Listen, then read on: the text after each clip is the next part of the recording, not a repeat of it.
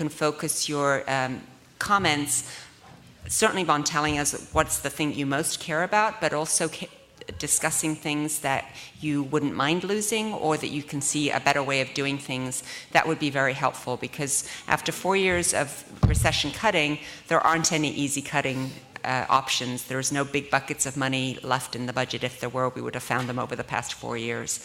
And so we greatly appreciate you being here with us tonight to help puzzle through this together so that we make the decisions together.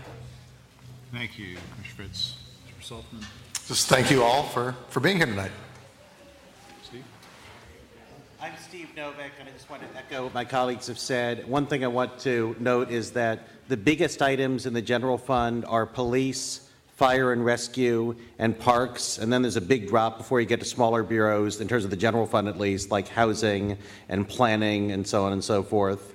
So these are tough choices, and unfortunately we don't have a Bureau of Waste, a Department of Fraud, or an agency for abuse. Thank you, Commissioner. Okay, Andrew Scott, our budget director, will walk you through some of these facts. There's a handout, which I see most of you have, that he's going to refer to. Great. Good evening. Again, I'm Andrew Scott. I'm the city budget director. And I'm going to do a very, very quick budget overview. And hopefully everyone found this pamphlet on your way in, and if not, we should have copies out there for you. What the pamphlet tries to do in 4 pages, 4 very small pages, is walk through a little bit of the context that we're talking about with the fiscal year 13-14 budget. On the very front, you can actually see some of the budget priorities that the mayor and his colleagues have laid out, and the different priorities, again, the 5 different priorities all around the circle of preserving core services and focusing on core services. On the second page, what we lay out there is what we call the fiscal year 13-14 current service level general fund budget. And what this means is that all the services that are being provided in the current year, in 12-13, if you add sort of inflation, increased personnel costs, increased goods and services cost, this is what it would cost to provide those same services next year. We have less revenue projected for next year, which is what's driving the $25 million shortfall that you've heard about. The main drivers of that shortfall, and it refers a little bit to this in the narrative on page 2, there are really 3 major factors. One is the passage of the Multnomah County Library District, and through some complicated interactions with our property tax system, and I will be happy to talk to people who want to learn more about property tax compression. I'll be in the back. But through that compression, the city stands to lose about $10 million a year as a result of that, of the passage of the Library District. In addition, as a result of the Department of Justice investigation into the city, and our treatment of the mentally ill, we have about $5 million roughly of ongoing costs to respond to that and take action in response to that report. And finally, the council included about $8.5 million of ongoing funding for some priority housing, economic development, and graffiti and mediation programs. All of those combined get you to about $23 million shortfall, and then there's some economic factors that make up the remaining difference. And it's worth pointing out the $25 million shortfall is a planning shortfall. It's from our December forecast, which is a planning forecast. We will be issuing an updated forecast in April, and it'll take into account more information, whether that be different inflation estimates, different estimates of our cost of living, and business license tax revenues and property tax revenues. And so we will have an updated forecast. But again, for the planning purposes for the budget, the shortfall is about $25 million. On page 3, what we've tried to do there is list some samples of what we're looking at in terms of bureau budgets. And it's worth pointing out, this year the mayor and council asked bureaus to do things a little bit differently than they have in the past. They asked them to submit 90% budget requests. So essentially, taking their current service level budgets, what it would take to provide the same services, they said, give us your budget at 90%, and then make your case for adding back the remaining 10%. And so what you see on page 3 are examples of add-backs. This is not a comprehensive list. Obviously, there's a lot more being cut in a lot of these bureaus, but we've tried to sort of capture some of the major issues in some of the large bureaus that council is going to be struggling with in terms of making those add-backs. And finally, on the very last page, we just show a breakdown of the overall city budget. Again, we talk a lot about general fund. What we try and capture on the back here, though, is both the general fund and the non-general fund budget. and the percentages, the city program expenses by bureau, as well as some of the other expenses there. And then the bullets at the bottom are trying to capture what the mayor began to refer to, some of the non-general fund issues that are also a challenge in this budget. You can see there's a shortfall in transportation revenues that support streets in our transportation bureau.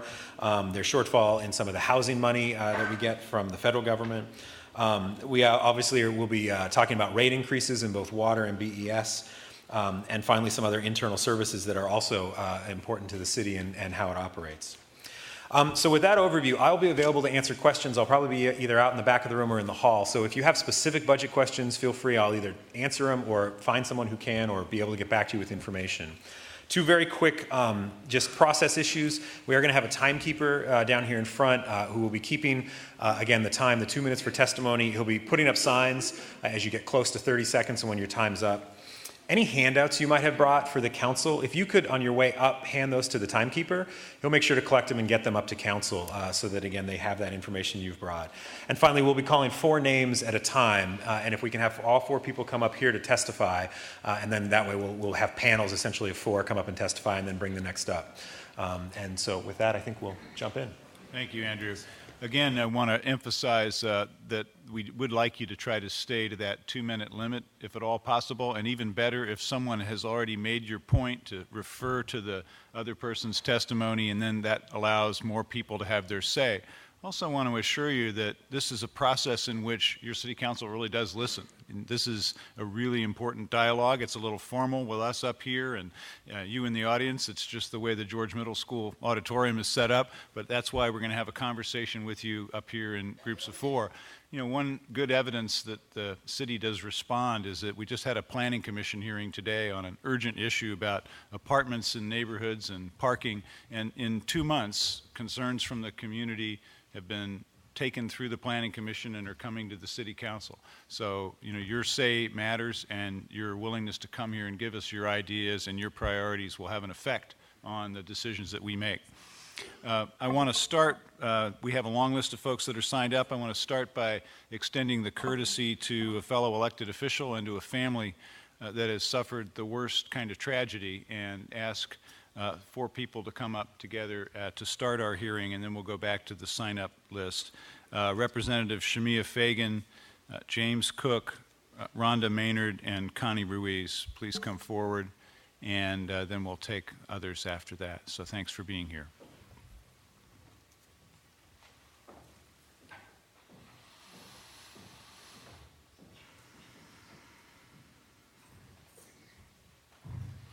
There's some extra seats behind there if you want them. Thank you.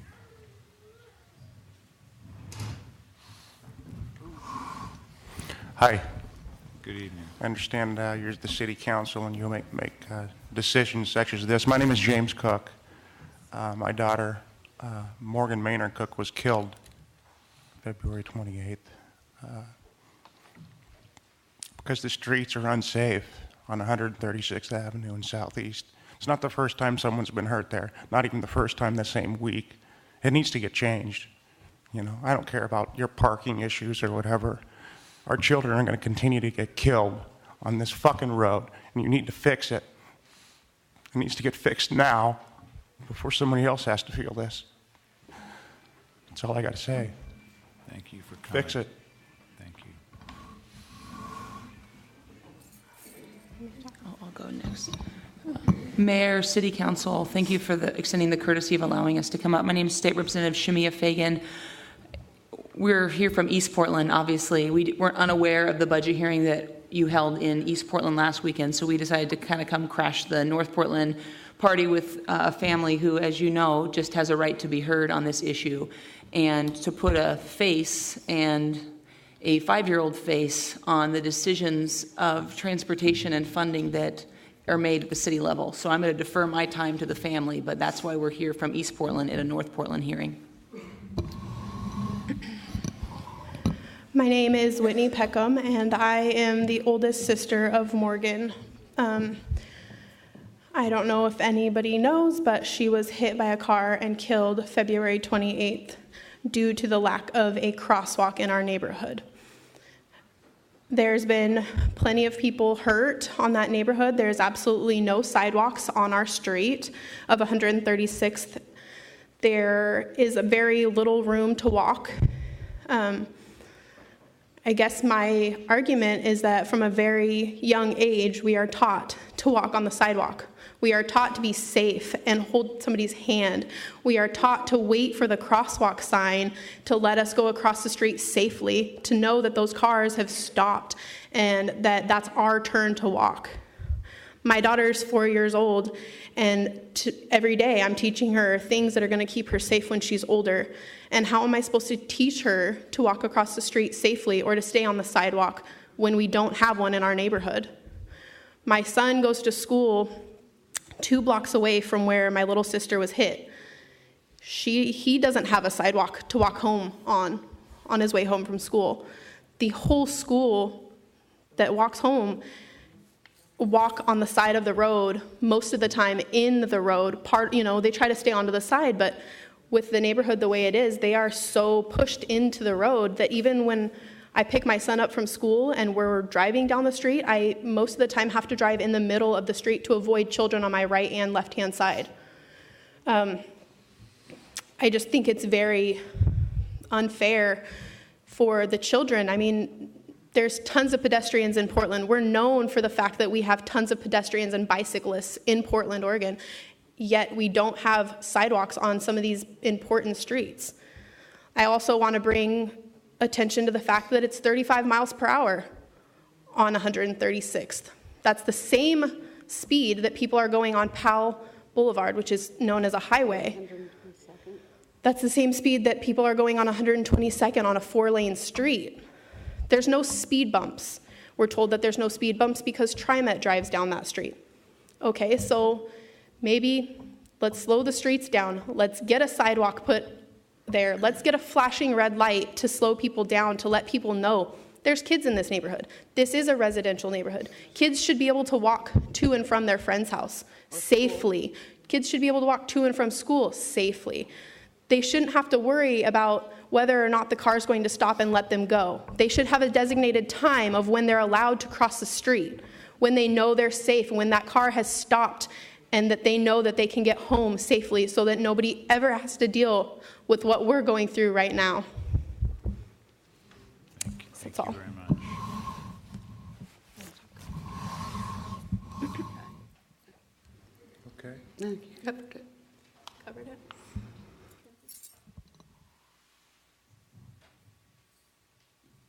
Hi, I'm Elaine Block, and I'm actually a resident of North Portland, but I am friends with the family, and 2 of their children spend a considerable amount of time at my house over the last 8 years. And I just know that when they're at my house, I can let them go ride their bikes around the block, and I don't worry about them because we have sidewalks, and we have really safe streets in my neighborhood. And I've been to their house many, many times, and it's like a freeway down 136. People do not even go 35 miles an hour most of the time. So something really does need to be done, if for no other reason, in honor of Morgan. Thank you. I have one thing to say. Regards to when, as far as being taught to cross the street, Morgan was waiting to cross, and one side of the traffic did stop, and the other one didn't. And my point is, if there was a crosswalk, it would have made the both northbound and southbound traffic aware that there was a pedestrian in the road underneath the 2 streetlights that are on our road. And it's very important that we get something done. Thank you. Thank you. And any of the others like to speak? I want to make sure we give you the opportunity. I know it's hard to talk about, so I respect that. So. Thank you so much for being here. Can I say one more thing? Sure. Sorry. I wanted to say one more thing on behalf of my mom and all the rest of our family. I'm sure that there is 1,000 other people asking for 1,000 other things to be done in their neighborhood. And and there's no fixing everybody's problems. We completely understand that, we get that. But what we are asking is that you do come out there. If you don't live in our neighborhood on 136th, in between Foster and Powell, come out there and take a look at the way that people are driving on our street. Take a look at the room that you have to walk on that street. Ask yourself where you would cross safely, or where you would let your children cross safely, or if you would let your children walk to school and feel comfortable with that. That's all I ask. If you don't know the road, if you haven't seen the road, if you don't know Morgan's story, look it up or go look at our streets. Ask yourself if you would let your child walk to school and know that they were safe and that they were going to come home to you safe. Thank you so much, all of you, for being here and having the courage to come do such a difficult thing at a difficult time. Thank you for coming. Thank you.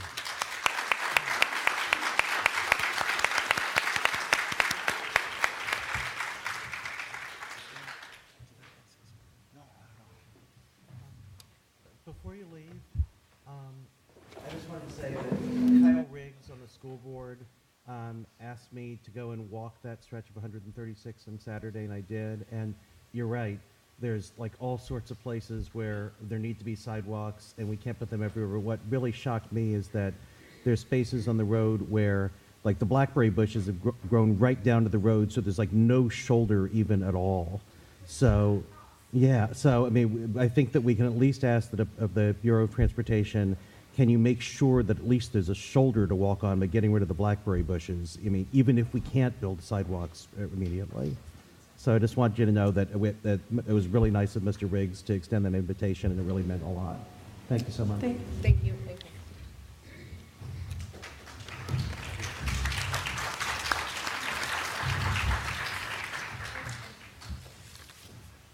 Okay, I'll start with the next four, and I'll try to read handwriting as best I can. I'll mispronounce some names for sure, but here we go. Diana Gutierrez, Jody Mangat, Jonathan Pulvers, and Ann Gardner.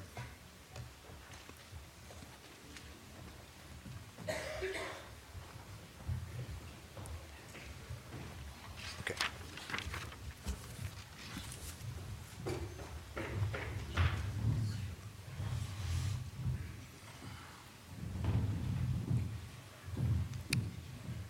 Welcome. Whoever would like to go first, just have at it. Old lady first. My name is Ann Gardner. I live in Northeast Portland, and I'm here tonight on behalf of the Park Bureau. And my heart goes out to the family, and it's a bit awkward to talk about roses following what we've just heard. But I'm concerned about the possible loss of additional horticulturalists and ask the city to add package 12 to return the 2 proposed cuts so the city could have 12 horticulturalists to manage its 203 developed parks. I would like to use the Peninsula Park Rose Garden as an example of why horticulturalists leverage their wage many times over. In the last month, volunteers and Park Bureau staff prepared and planted over 3,000 donated roses in anticipation of the garden's 100th year anniversary. Over 150 volunteers stepped up, helped with removing of the old and dead roses, prepared the roses for planting, planted them, and they were directly involved with this project for 10 work days and indirectly for 5 months. Volunteers helped raise over $150,000 in donated roses and supplies. But that magical project would not have happened without the vision and leadership of the horticulturalist at Peninsula Park. I think she's here tonight, Hillary Maurer. We don't know how she does it. She manages 10 other parks. If you cut further into the horticultural crew, we may lose the leadership we as volunteers need before we can pitch in. Without proper leadership, we will be ineffective, and quite frankly, we may lose those volunteers without whom the garden may return to its degraded state. Your trained horticulturists leverage their wages dozens of times over, so we would please ask you to add package 12. Thank you so much. Thanks. Thanks to you and all the volunteers who put so many thousands of hours into our park system, too. Thank you. It's our pleasure. Thank you. I'd like to be next. Can you hear me? Yes, just don't get too close. Keep about 6 inches away. That better? That's better. Good. My name is Jonathan Pulvers. I'm a citizen. I live in Southwest Portland in Burlingame. And I mostly drive for transportation. I drive on streets that have potholes and that are gravel. And it's unpleasant, and it's annoying, and it sometimes costs me money in the form of car repair. And so I'm up here tonight to ask you please not to fix this problem. I am up here tonight to beg you to fix the problems like the Cook family just outlined. These are problems that, because they've been happening on 136th Avenue, have been tolerated by this city and by previous city councils for too long.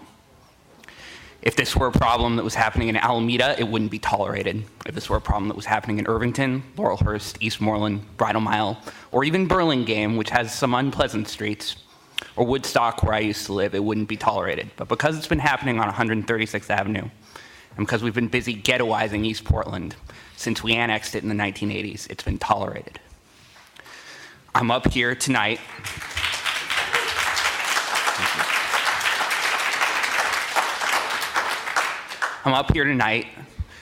to ask you with all of my heart not to deal with the problems that I face on a daily basis, but to act in the public interest, to act with compassion, and if I can't appeal to those things in you, I ask that you look to your basic sense of shame. And I know that you have it, and I have supported most of you up here, and I am not coming up here as a threat. That's why I'm wearing my worst old man sweater. And if I see that you do the right thing on this issue and issues like this, you will see me actively supporting your re-elections or your other priorities. You deserve positive reinforcement if you do the right thing. If you do not do the right thing, you may see the opposite, and that's the extent of the threat that I, as an individual citizen, can offer to you. Thank you. Thank you, Jonathan.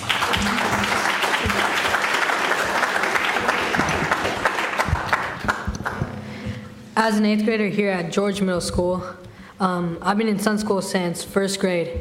And Sun School, for me, has been a great opportunity. It's been a place where kids can go and have their own zone with teachers, have connections, and a place where they can build their own self-esteem, build their social skills, build their leadership skills. And it's a place where they can go and actually talk to the teachers and have a connection. And it's a place where they find home. It's a place where they can call home. It's a place where they want to be after school. And I think if we take this away, it will be basically taking away a child's home. And like this quote says, it is easier to build strong children than to repair broken men. Thank you very much.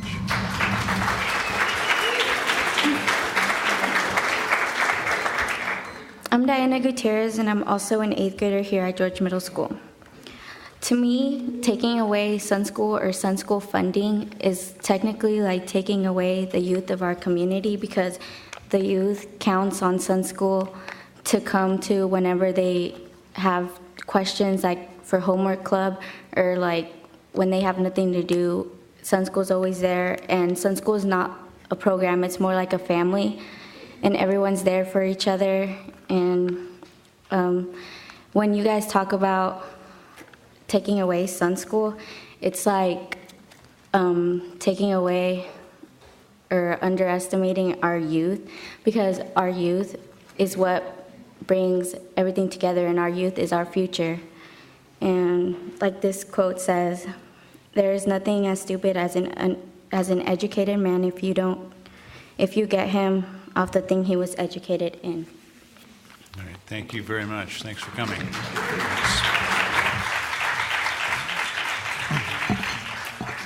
Okay, thank you. The next four, again, I may mispronounce some names: Doreen Bates, Tom Brendel, Liam Doherty Nicholson, Andre McGowan.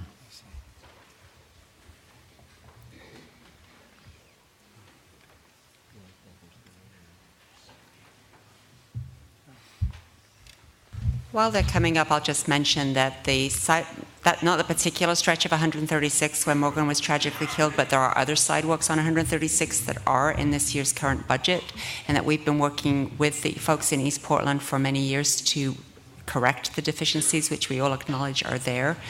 And I would also say that there are portions of streets in Southwest Portland, such as Barber Boulevard, Capitol Highway, and others, which people have been putting up with not having sidewalks there. So it's not a matter of one part of the town gets sidewalks and others doesn't. We need sidewalks everywhere where there aren't any.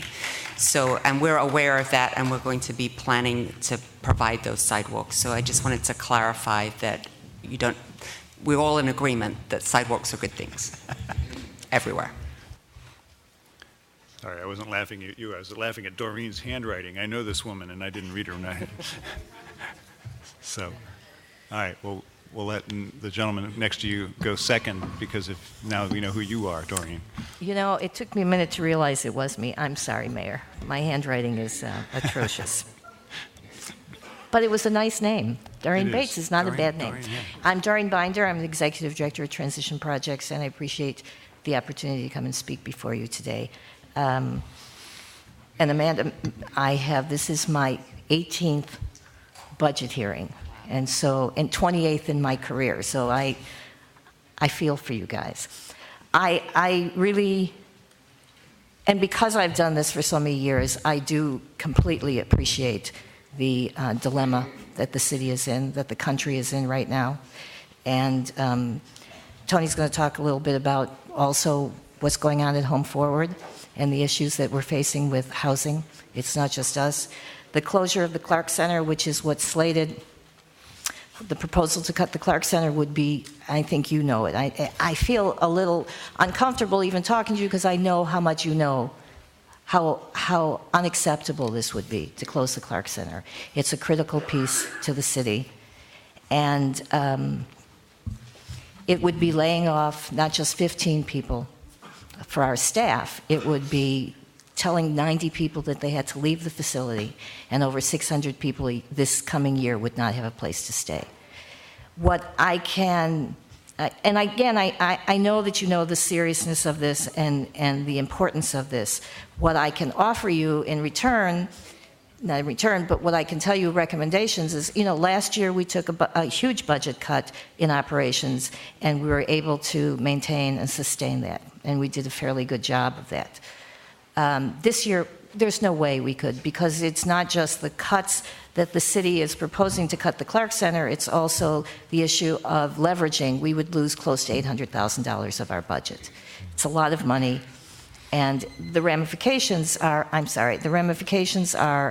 that the public safety would be at risk. It's not an issue of transition projects, it's an issue of the safety of the city. And what I can offer you, what I can tell you is that we take our budget very, very responsibly. And because it's not just the budget cut of the Clark Center, it's additional cuts, and we will somehow figure that out. We will look at our budget, the services that we provide, and we will take internal cuts, and that's what we'll be able to do. Sorry. Thank you.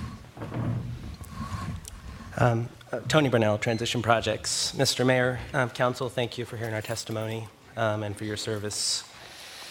This is a difficult time for all of us, and we know that you will have to make cuts that you don't want to make at the same time that our safety net is being threatened with public housing and rental assistance and mental health care and shelter. We know will all receive cuts, and the price that we pay for these cuts can only really be paid in pain.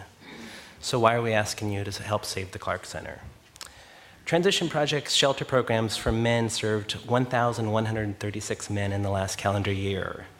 And more than half, which is really a remarkable number, moved directly to stable or permanent housing. Without the Clark Center, 661 individuals would be left on the streets. If we lose the Clark Center, the wait list will rise to at least 6 months, with somewhere between 800 to 900 people. That's a different Portland than we know today. The Clark Center is one of the most effective tools we have in ending people's homelessness. It provides shelter while we help people get back on their streets and get incomes and housing. It leverages significant investments from government partners, volunteers, and the community. It's a critical part of the Portland safety net. We know that you have to have choices ahead, and that regardless of the outcome of the Clark Center, that the road ahead has many challenges. We stand ready to be good partners and to do everything we can to help the most vulnerable. And thank you for your continued support of the Clark Center. Thank you. Doreen, could you help us clear up just one area of confusion? I'm getting a lot of mail from people saying, please don't cut Bud Clark Commons. I know. And could you just, Bud Clark Commons, as people know, is located next to the train station. Tell us where the Clark Center is located. And Nick, we should have taken your advice years ago, and we will make a change. God help us, the place stays open. We're changing the name to Don Clark. But the Bud Clark Commons was a generous gift from all of you, and it is by the train station. It's on Broadway between Hoyt and Irving, Northwest. The Clark Center is a facility that was opened in 1997. It was the second building I put together here. And it is on Southeast Hawthorne and MLK. Thank you. Thank you. Please. Hello. And so, just don't get too close. My name is Andre McCowan, and I'm a senior at Roosevelt High School. And I'm here on behalf of the programs that are undergoing that might be undergoing budget cuts. 6 months ago, I stood before Roosevelt's incoming freshmen. I was asked by my wonderful principal, Ms. Williams, to share words of wisdom with them. These students, most of them had just participated in LEAP in the 9th grade. We're beginning the same journey I started 3 short years ago. The best advice I gave them that day was to get involved. I told them that they cannot sit idly by and allow their dreams to slip away. Thanks to programs like SUN, Step Up, and Portland Parks and Recreation, I sit before you today as the president of the Black Student Union, captain of the varsity basketball team, and Roosevelt High School's student body president. I have also managed to maintain a superior GPA while challenging myself in AP and college-level courses. In the fall, I will be the first in my family to attend college. While I have benefited greatly from these programs, I am certainly not the only one. If TriMet Youth Pass funding is cut over the summer, it would eliminate opportunities for students who are not privileged enough to have transportation. For example, this summer, my cousin was selected to participate in an internship via scholarship, but was not able to attend the first week because he didn't have the appropriate transportation. And can you imagine how many students wouldn't graduate without the ability to get to summer school? As of now, PPS has a graduation rate of 63%, which is still unacceptable. Huge gains have been made at my high school, Roosevelt, over the last 2 to 3 years, in large part due to the programs that rely on funding through the mayor's office.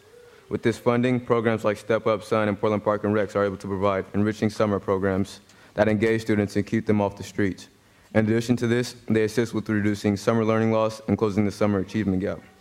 If funding for these vitally important programs is cut, are you ready to see a spike in summer violence? Are you ready to see all the gains made at my school and others disappear? Are you ready to deny families who have long been waiting for a way out of poverty their chance to make it out? Thank you for your time. Thank you, and yeah, let's hear it. Thank you and Principal Williams and everybody at Roosevelt that are creating a real success story. So thank you so much for coming tonight. My name is Liam Doherty Nicholson. I come representing Solidarity Against Austerity Coalition. I'm also staff with the Working Families Party of Oregon. I come before the council with the intention of trying to suggest raising revenue versus cutting at all. It seems like cuts are a trend that continues year after year, whether we're in trouble or not. And I mean, basically, I work on issues regarding employment and working families every day, and I see in my work and in my personal experience that jobs are a lifeline for our community and for our working families. And basically, cutting public employees and the Youth Summer Jobs Program specifically it's going to cripple our local economies, and it's certainly not a solution to fixing an already weak economy, because that's direct spending that's going on in our local area. Basically, we say that we have a $25 million hole in our budget, and if we, for example, looked at the telecoms industry and just taxing cell phone lines at the same rate as we would be taxing landlines, we would end up raising many millions of dollars in revenue. And I'm basically that came out of an audit in 2009 of the city budget. And this is one example in a sea of big business that's undertaxed and set aside from budget conversations. And I guess I have a couple questions just to pose. Why doesn't the budget include ideas for raising revenue?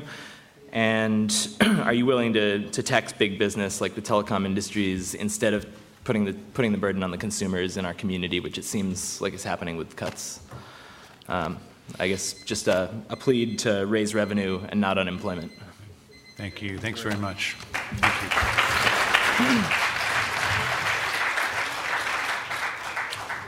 you. Okay, the next four we have signed up are Seamus Cook, Paul LaCroix, Thomas Getz, and Mark Vorpal.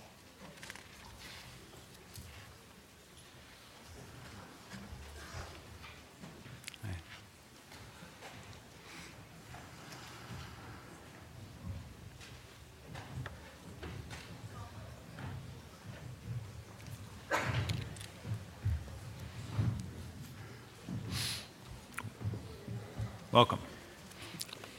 Whoever would like to go first. My name is Paul LaCroix. I'm a Northeast Portland resident and a 26-year employee of Portland Parks and Recreation. I've come to budget forum presentations many times over the years, and I find it a little bit frustrating that I have to keep coming back and talking about the same things, but I'm here again tonight to talk in support of Portland Parks and Recreation's budget, in particular horticultural maintenance. I'm a horticulturalist. I've worked here in the North Maintenance Zone of Portland Parks and Recreation since 2004. I was involved in the Peninsula Rose Project that was already mentioned tonight. And I want to encourage you strongly to, the budgets, the bureaus were asked to decide what was core.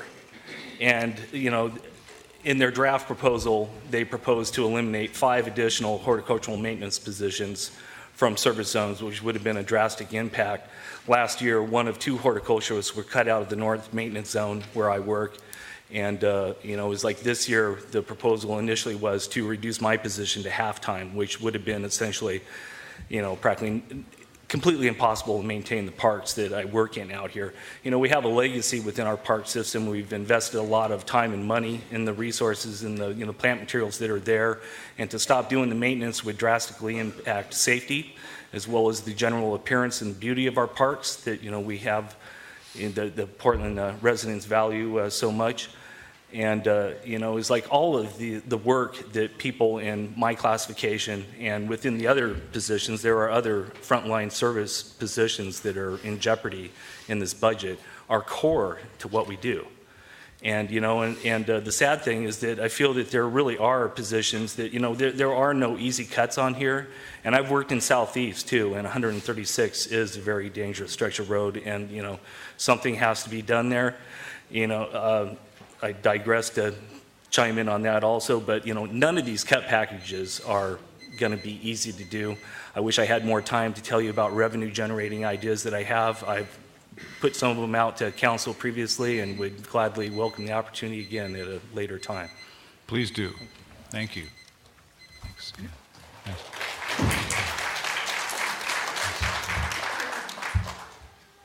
Hi, thank you for this opportunity to speak. My name is Mark Vorpal. I'm a healthcare worker in Portland, Oregon. I work there, I live there, I was born here. This is my hometown. So, these issues are obviously very important to me. And I also am a member of a Solidarity Against Austerity Committee. I was at the last public hearing, and I really was very moved, as I am moved at this one, by the testimony of the people who've come here. Because it's very clear that Portland citizens are feeling compelled to come out because their families depend on a lot of the programs that are being targeted for cuts. And if cuts are made, it's going to be those that can least afford the burden that will end up paying the costs. And this is going to be a very damaging blow, not only to Portland's communities, but to our city's future. Though there is a $25 million general or hole in the general fund, when I look around and I see really quite a large number of corporations that are making many millions of dollars every year as a result of being here, I find it difficult to believe. In fact, actually, I don't believe it. Portland is not broke. There's a lot of money out there. You've been asking for revenue-raising ideas and others. Well, there's a lot we could go into, but for instance, the Portland business license, that is the equivalent of the Portland income tax. That's only 2.2%. So why shouldn't those corporations that are making many millions a year chip in a bit more? Why should they be let off the hook? Why should the most vulnerable have to pay the costs? Also, another part of our budget, the internal service funds. In the last 5 years, this has ballooned from $60 million to over $106 million today. And these are our taxpayer dollars. So how is it that we can justify making cuts that target youth, workers, and the poor when we have such a large reserve? I think finally, these hearings are about Portland's priorities. And, you're right, we need to do more than just fill the deficit. We need long-term solutions. That basically means we need to empower our communities. That means we need jobs, not cuts. We need jobs, not high unemployment. We need better social services and more school teachers, not these cuts. And if you do that, it will help to lift us all up to create a stronger tax base for the future. Corporations, they have the money out there. It's readily apparent. So let's do the right thing. Let's act according to Portland's values of community and have them do their fair share rather than hurt those who can least afford to be hurt. Thank you. Thanks very much.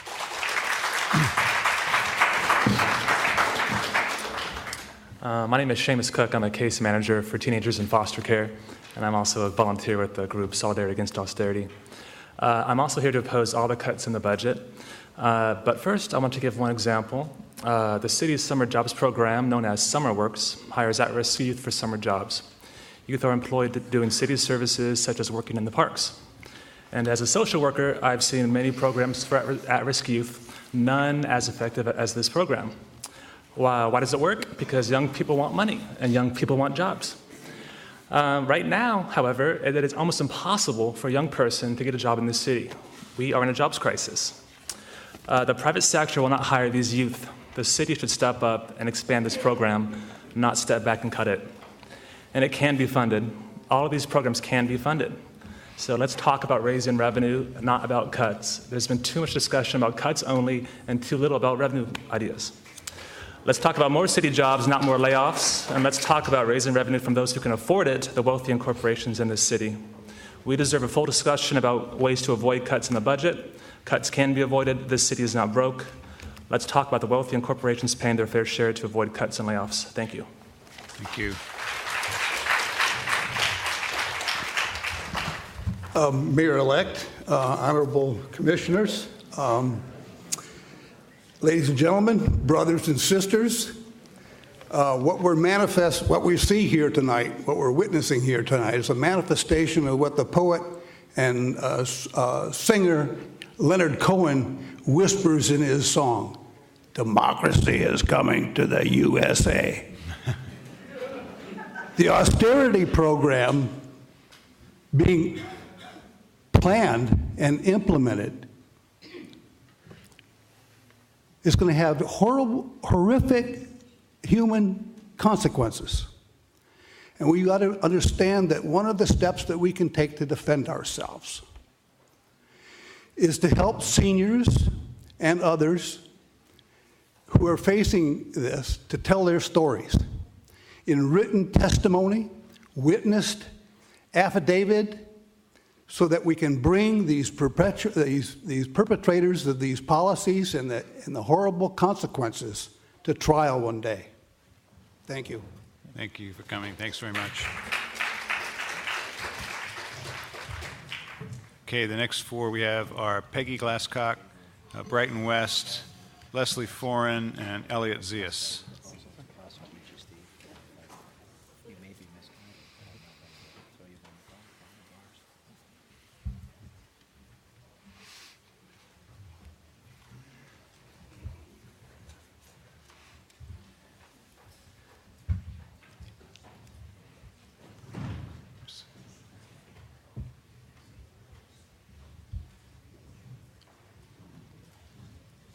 Good evening and welcome.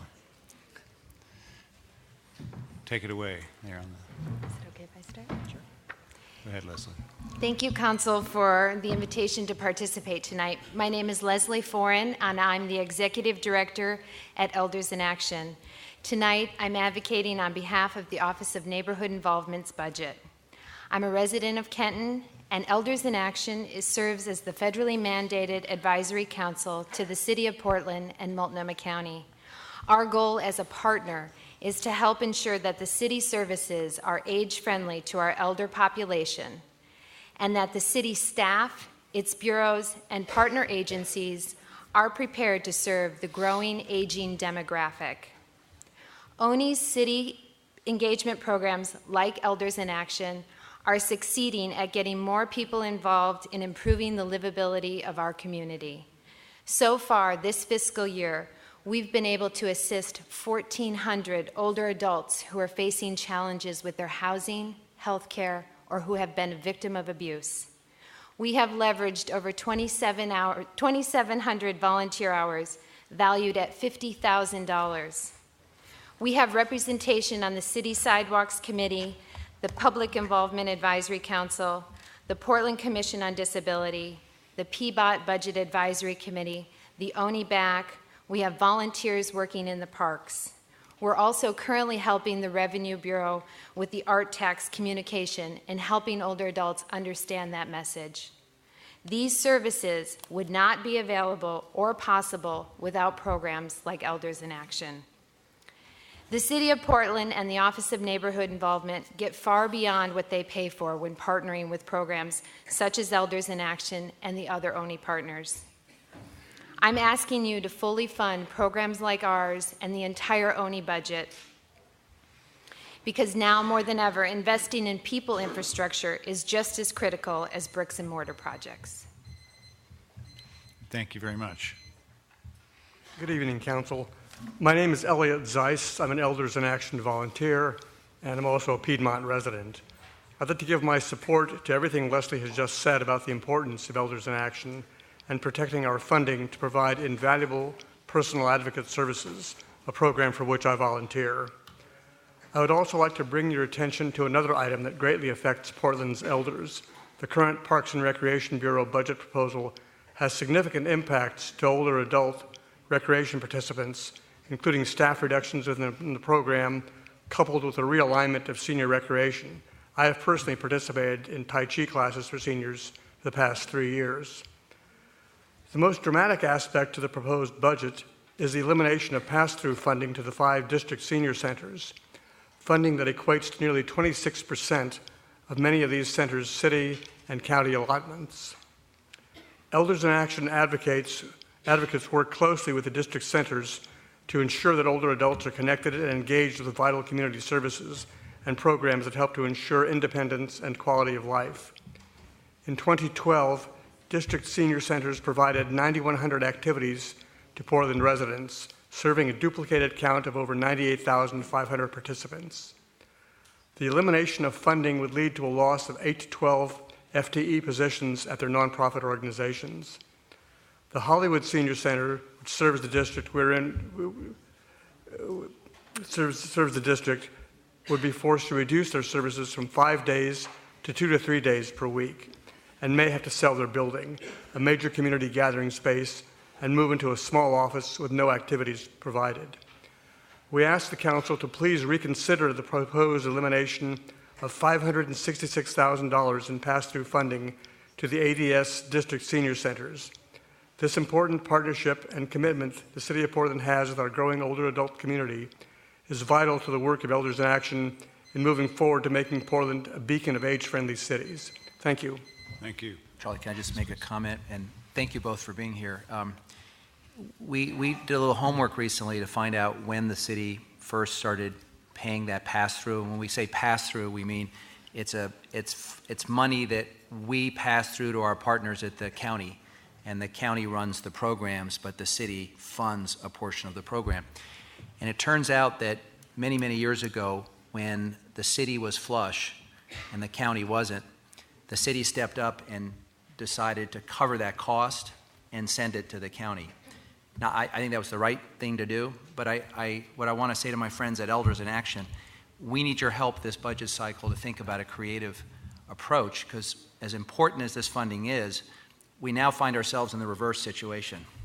Because of the library district and compression, the county has more money and we don't. And the question is, how might we work together to protect a program that we all value? So we'll all be looking for your help as we go through this process. So thank you. Absolutely. We'd welcome the opportunity. Thank you. Thank you. Thanks. My name is Brighton West, and I'm with Friends of Trees. And, we plant trees, but really we enable citizens to make an impact on the city. I know Steve was out this weekend in East Portland and got to see, all of you have come out and planted and seen the people that come together and what Friends of Trees is able to leverage. So the city helps. We have a contract that funds the Friends of Trees staff and the trees, and we bring together, last year, 3,500 people came out to improve the city. And why are we doing this? From your perspective, it's green infrastructure. Trees, green streets, eco-roofs, native plants. Nature is really good at managing stormwater, and it's really cost-effective. But the problem is this is being funded out of the Bureau of Environmental Services, and that is a utility ratepayer. It's not part of the general fund. But there are huge debt payments, like for the big pipe and all these engineering things. Those cannot be cut by 10%. The sewer plant cannot cut 10% of its capacity. So the 10% cut is being disproportionately hit on the watershed program. So for instance, Friends of Trees contract is cut by 50%. The Bureau of Environmental Services Greater Green staff, the tree program is being cut by 50%. And this is a really big bang for your buck. Green infrastructure, leveraging outside funding, leveraging community involvement, volunteer hours, community groups. Last year I said we had 3,500 Friends of Trees volunteers that improved their community. That was because Friends of Trees, with the help of the city and other funders, private funders, gave them the tree, gave them the shovel, gave them the trained crew leader, the utility locates, and helped them to do that. I'm here to say that Friends of Trees and the Watershed Health Program are wise investments, and I encourage you to fully fund them. Thank you. Please. Hi, my name's Peggy Glasscock, and I'm here in support of the horticultural ad package, PK12. Yeah, just pull it a little closer, Peggy. There you go. I just wanted to say I worked for Parks for 30 years and as a horticulturist and as a supervisor. Some of the things that horticulturalists do for public safety are huge, and we met with ONI representatives and crime prevention people, and NERT folks, and all that. And, here's a place where somebody's going to hide weapons. Here's a place where somebody's going to hide themselves. Here's, cut this, do that, open up this, take that out. All those kinds of actions were done in Unthank Park, where there were shootings actively, and in Peninsula Park, where there are shootings all the time. We have historic plantings around the outside of the park, as well as in Laurelhurst, which I'm representing Friends of Laurelhurst Park. So anyway, all those areas are horrible to have to police.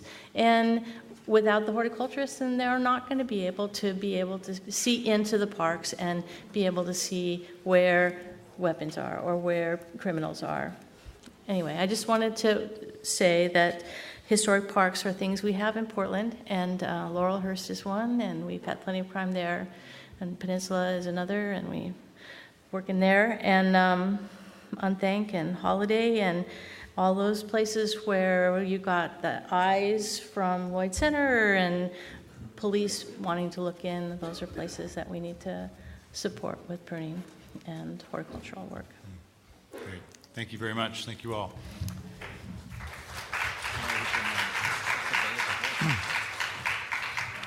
Okay, looks like the next four are Marilyn Marlin, James Cook. I'm sorry, no, we already called James Cook. Marilyn Marlin, let me see.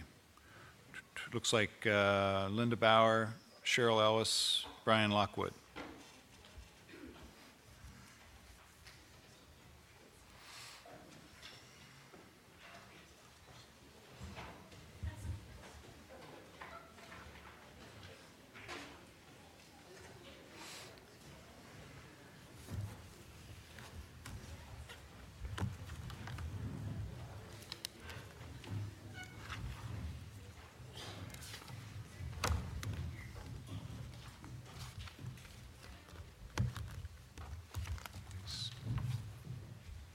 Thank you. Thanks very much. Appreciate it. Next slide. Okay, who'd like to go first? Would you? Go ahead, please. I skipped some. Yeah. Okay. Please, ma'am, go ahead. Would you like to be first? Go ahead, sorry. I'm Marilyn Harlan. Hi, Marilyn. I'm a coordinator for Friends of Laurelhurst Park. And as I'm following, Peggy has pointed out the safety features that are important, but I want to address, as a botanist myself, the importance of the horticulturists. We want to get the AK-12 back, recover them. The horticulturists are extremely important. Without the horticulturists to keep these plants alive, they need water, they need the plants in the right place, they need to be trimmed, or the old plants can die and the new plants don't get started. And I've been on this for over 8 years on that particular park, and that's the, she brought up the safety bit, that's a core service, it's preservation of the green, and the parks have families from little kids all the way up to old people like myself. So they serve a lot of people, but you have to keep the plants alive. What's a park without plants? And I appreciate your response to the email, and you said to be sure to contact the other people, Nick. And as for where we could cut to relieve it, I'm going to be hung by saying this, but Sunday parkways might be something that is less critical than some of these others. And so that's my suggestion. Just to clarify, that's already on the cut list. Sunday Parkways is already on the cut list. So just to clarify, Sunday Parkways is already on the cut list. One of the possible it cuts, is. so Yeah. Yes, thank you. Okay. Thank you, appreciate And it. I live across the street from it, so. Okay, thanks so much. Yes, please. Hello, my name is Cheryl Ellis, and I live in East Portland. And I am devastated at the tragic loss of this little girl that's so precious. And I used to live on 136 in Ramona for 8 years, so I very well know how bad that street is. And my daughter's godson was his classmate, and so I asked his mother to text and tell me how he's dealing. My son Lakota was in the same class as Morgan. Since the tragic loss of Morgan, my son has had nightmares and is wetting the bed again. We both have problems getting him to the bus stop. Every time he sees a car go by, or a child or even an adult in the street, he panics that they are going to get hit and killed like his friend Morgan.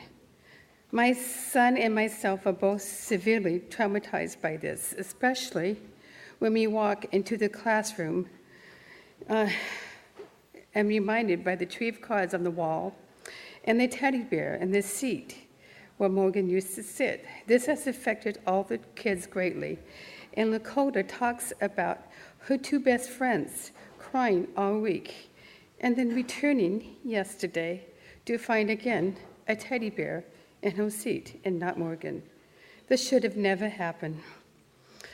And I don't know, I know Steve has been down there, but this street has always been dark and dingy. You can't see, even if that girl would have worn bright white, that lady would not have seen her. That street needs to be lighted like a Christmas tree. You need to put crosswalks in there with flashing lights so we don't have other children like Morgan dying and all their classmates being traumatized by this beautiful life that was taken because the city of Portland hasn't done anything. We were annexed in the 80s. It's no longer Multnomah County's responsibility for that street. It is the city of Portland. So it's your job to do what we elected you to do. And those children are weeping and crying in that school. They're devastated because city officials, transportation says, oh, we'll just kick it off the block and we'll do it another time. Well, how many more people have to die in the streets before you do something? How many more children have to lose their lives? And how many more mothers have to weep at night because they can't hold their child in their arms? How many? You need to do something. It's not just maybe. It needs to be done because we can't keep losing our children like this. This is devastating. Thank you.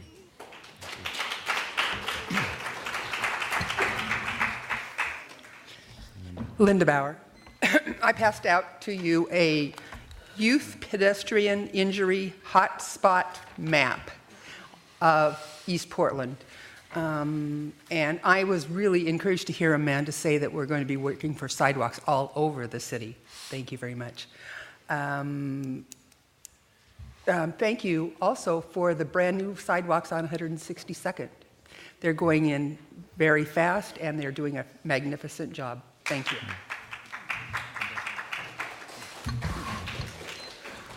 Good evening, Mayor Hales, commissioners. Thanks so much for having us today, being open. Just put your name in the record, please. Brian Lockwood, sorry Thanks, about Brian. that. I'm here on behalf of Powellhurst Gilbert and East Portland Action Plans Bicycle Committee. East Portland in Motion is a safety plan. It addresses East Portland. It addresses the disparity that is involved. I have a 5-year-old, Mayor Hills, you've met her. Powellhurst Gilbert is the densest part of Portland per capita. And with the densest population, we need infrastructure. We have the most amount of children. We have a growing amount where a lot of places have less children. We are growing in our number of minors. We need to encourage that. Powell Boulevard has a plan to be addressed. I know it's a state highway, and so, city won't touch it, state won't touch it, nobody will touch it. It's somebody else's baby, literally. When we can address the little areas in the pockets of Portland that need to be addressed and get the community together, then we can all feel the community and not feel like we need to speed because we aren't trying to get somewhere so fast. We don't have to drive downtown to get our amenities there where we are. I know you have funding problems or issues or perceived funding issues, as many people have already addressed. Police and fire, as addressed by Judy Shiprack. Well, police, all trackable crime in the city of Portland, all trackable crime is down 50% from 20 years ago. We're doing great. We're doing fantastic. I would encourage a look at their budgets. Thank you. Thank you very much. Thank you.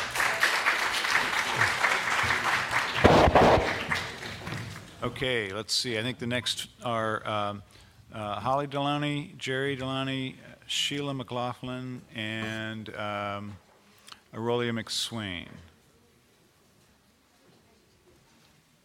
And you can speak down there if it's easier, yeah.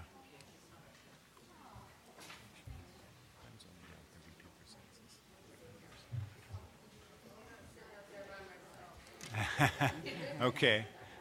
Yeah, you can join them right there if you'd like, or come up with the next group. So go ahead and speak from right where you are. That's fine. Thank you. I can go first. My name is Holly Delaney, and I know I really feel for Morgan's family because I have nephews around that age, and I live on 136th Avenue, and I'm between Powell and Division, and I have to walk everywhere because I'm blind and they won't give me a driver's license. And so I have to walk everywhere, and I have been hit on 136. My guide dog and I were hit in 2003, and it is a safety issue. There's potholes, there's no sidewalks, there's no room to walk on the side of the road. I mean, it's rough. And you have to walk out in the traffic lane, and as you're walking along the street, cars were honking and honking, get out of the road, get out of the road. You're in the street, don't you know what you're doing? And yeah, but there's no place to walk. So, and it's great because I was instrumental in getting the Powell as a state highway, the traffic audible signal put in there that helped us on that street, and there's one on the other end on Division, but consequently, we have to get a ride from somebody because we can't walk up the street because it's too unsafe. That's all I have to say. Thank you very much. Thanks for coming. I'm Jerry Delani. I'm Holly's husband, and we've been before you before. If we look familiar, it's only because we are. The one thing, though, that I ask this time is that if you're going to shake your head no, say no. Last time when we left the council chambers after testifying, a couple of my sighted friends came up and said that a couple of the city council members were shaking their head no the whole time that we were talking. So, you know, being that I'm blind, I can't tell those kind of things, so you got to be audible for me. The street is incredibly busy. It is incredibly unsafe. People are getting hit all the time on Powell and on 136th. It's literally a raceway that I live on now. And there are spots on the street where the fog line has completely disintegrated into a pothole that's off to the side of the street that makes an 8-inch to 10-inch puddle that no one in their right mind, unless you want to swim, is going to go through. The street, we have talked about this before. I know that you have priorities. I understand that. It seems to me that they put infrastructure on either side of the street, including a walking bridge over Division to get to the school because kids were hit trying to cross Division several years ago. They put that in, but they haven't finished up the infrastructure pieces that we need to complete the project. The other interesting thing is that has always driven me nuts is that they have a little piece of sidewalk in front of 3 little narrow houses that they put on our street. And they crammed them into probably the size of one house lot. And at the end of this, as you finally get onto the sidewalk, is a chain link fence that goes across. So if you're walking along and trying to find your way along the sidewalk, the first thing you find is a fence. So I really recommend and I hope that somehow we can work on the sidewalk issue, not only for our street, but for all streets in Portland. Thank you so much for coming. I want you to know that no one up here was shaking their head no for your comments tonight. Thank you so much. Okay, and I think we have one more seated there. Yes, thank you. My name is Sheila McLaughlin, and I live near 136th. I've had to give up driving because of macular degeneration, but I walk to the bus stop, and as I walk to the bus stop, I walk through a couple of blocks of mud puddles that keep getting deeper every time it rains. So I'm tempted to step out to the road to get past them, but I can feel the wind from the cars whizzing by. And I was looking forward to the sidewalks finally coming, and then I heard that the sidewalk project was going to be cut, and that those sidewalks seem to keep receding deeper into the distance. And I saw an item in the news that it was considered okay to cut the funding for 136th Street because the project hadn't begun yet, so it wouldn't be, there wouldn't be any work wasted. Well, if the project never begins, it's going to always be the first thing cut. So I'd like to, for the safety of everyone in the neighborhood, I'd like to see the project started. Thank you so much for coming. Thank you. Okay, and now I think Ms. McSwain, right, come on up, and also Lillian Salmonson, sorry, Katie Larcell, Steph Routh.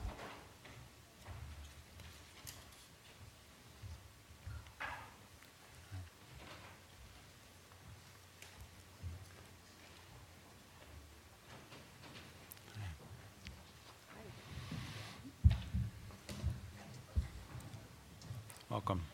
Welcome. Go ahead.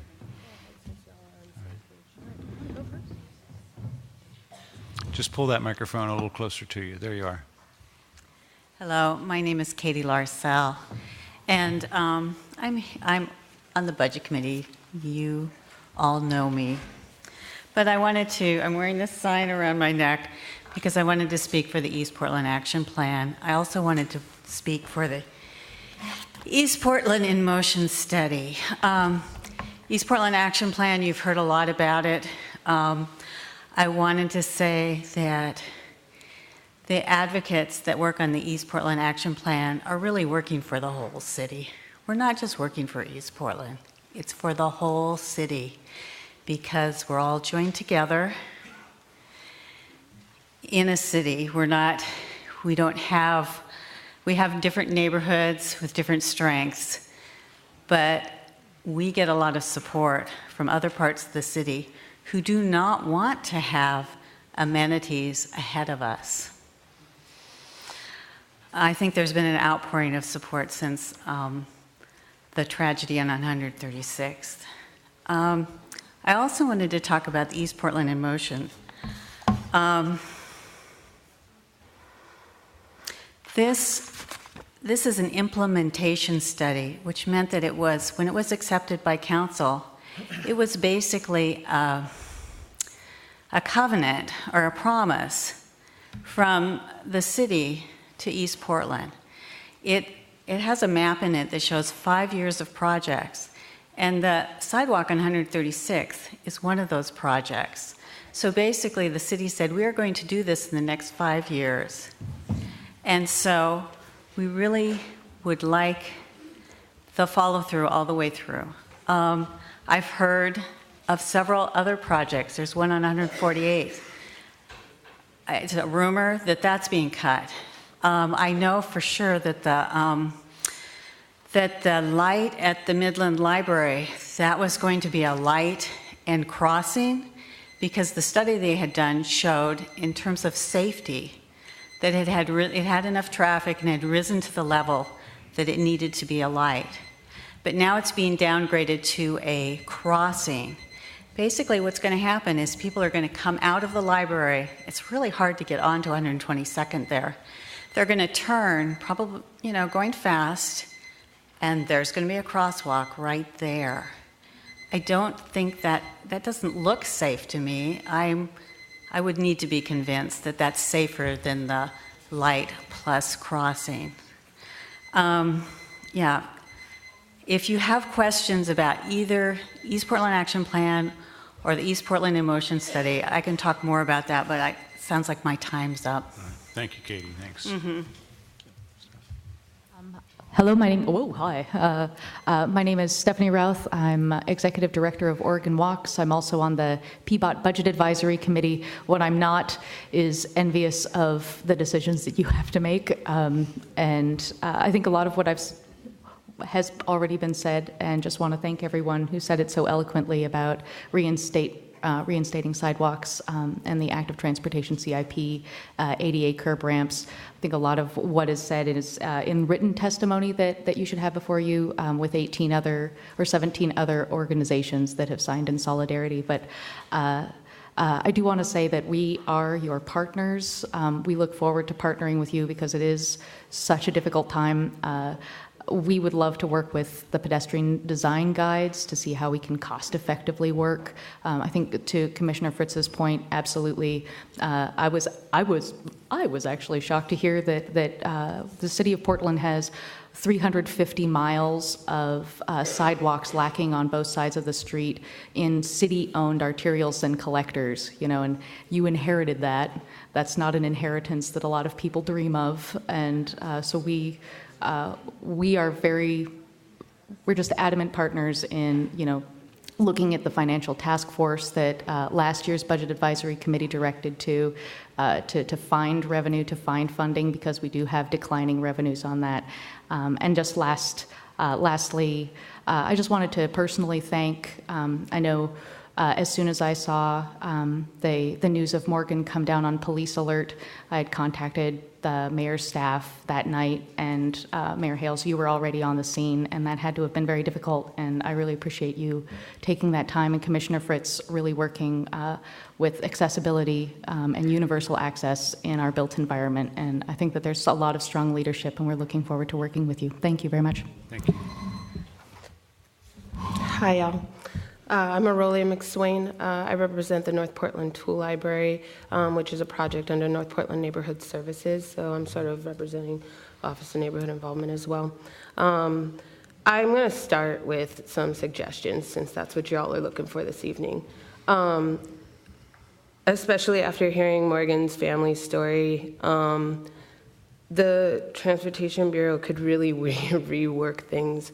When one of my coworkers gets the sidewalk replaced in front of her house, when there's nothing wrong with it, and I've got a sinkhole on my street for over a year, that doesn't make any sense.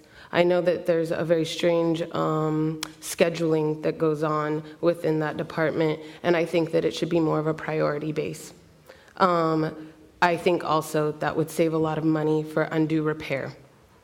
There's a lot of undue repair that happens in this city, and I realize that everyone's trying to get sidewalks everywhere, but having been a former resident of East Portland, it's neglected. That being said, I'm going to go ahead and let you know a little bit about the tool library. We are now 4,000 members strong in North Portland. We serve 13,000 tools per year. We've had 500 new members last year. We do monthly workshops teaching people home repair, gardening, and none of this would be possible without North Portland Neighborhood Services. They give us fiscal sponsorship. They give us a roof over our heads for 8 years. I've been in operations and on the board there for 5 years, and I know you have a big hole to fill, but $26,000 from North Portland Neighborhood Services isn't going to fill it. You need to look at some other bureaus. You need to look at how they're functioning. Sorry, but you need to look at the police department and the police bureau as well, because they could be doing some cuts and some rearranging as well. Thank you. Thank you very much.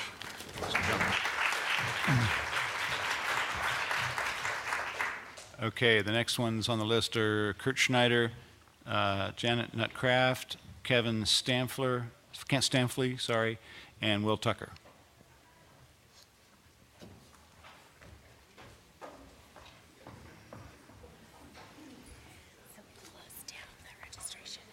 Okay, good. We are on, we are on 38. About halfway through. Welcome.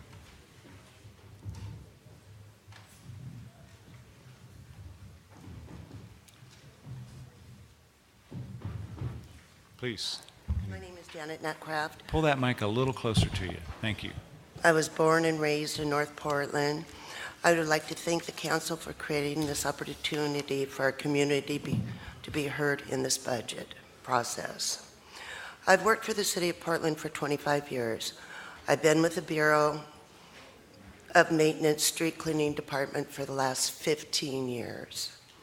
What I'd like to bring your attention to today is the importance of maintaining funding for street cleaning.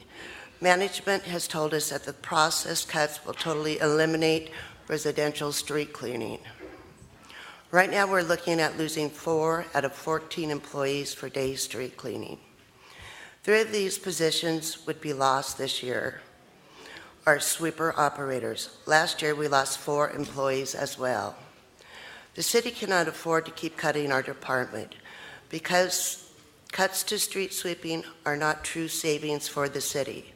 When dirt, leaves, trash, and other debris are removed from our streets, the material enters the stormwater collection system.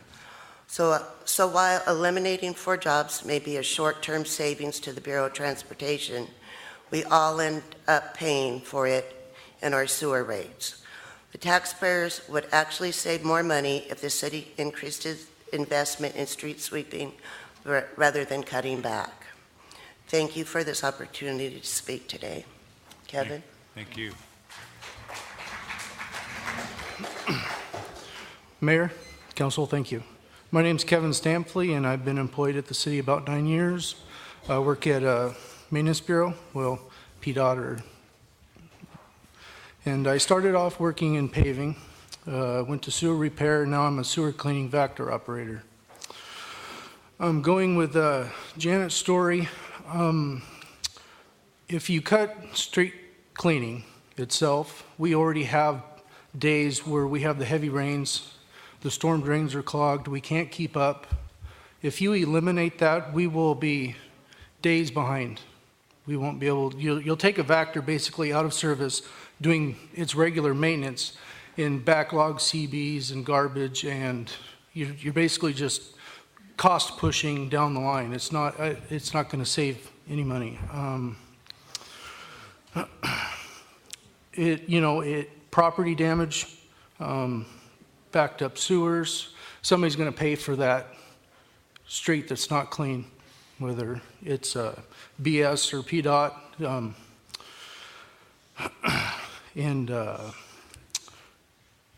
I think with our new council, I do believe that you guys will put your heads together, come up with solutions. And I would like to say I don't support any cuts in any bureau. And I believe we could work this out. This is a workable solution. We need to find solutions and not cuts. Thank you. Thank you. Thanks very much. Mayor, Council, my name is Will Tucker. I work at Bureau of Environmental Services. I'm on the pump station maintenance crew. I'm one of 11 people who maintains nearly 100 sewage pump stations throughout the city. And as my friend Kevin here has mentioned, if you cut the street sweeping program, it does push the cost down the line. We see leaves, street debris, all these sorts of things get into our sewage pumps and cause us to have to pull them, maintain them. It shortens their life. Beyond that, it also creates the possibility that when pumps get clogged up with street debris that are not pumping sewage, the system backs up, and there's a very good possibility that somebody's basement backs up with sewage. So to cut street cleaning is really not a cost-effective method. Thank you. Thank you. Mayor, members of the council, first of all, thank you very much for holding the hearing here in North Portland and all of you being here. Thank you very much. Kurt Schneider is my name. I'm with North Portland Greenway, and we have been the benefit of the Office of Neighborhood Services program through the Small Grants program, which has, in our estimation, has provided brochures, educational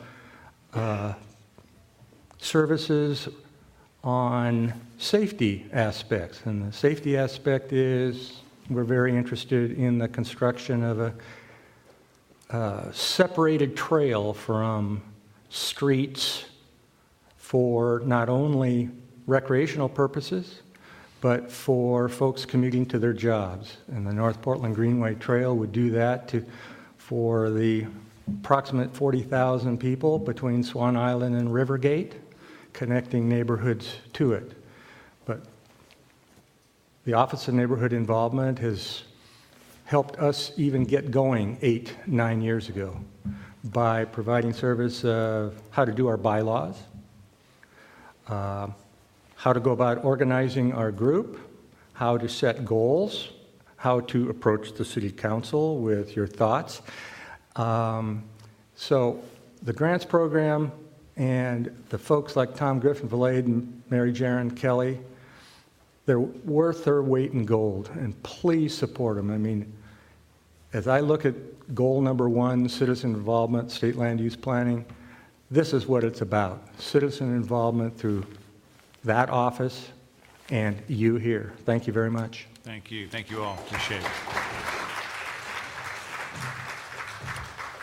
Okay, the next ones signed up are Wesley Buckholz, David Peters, Colleen Peters, and Adam Lyons.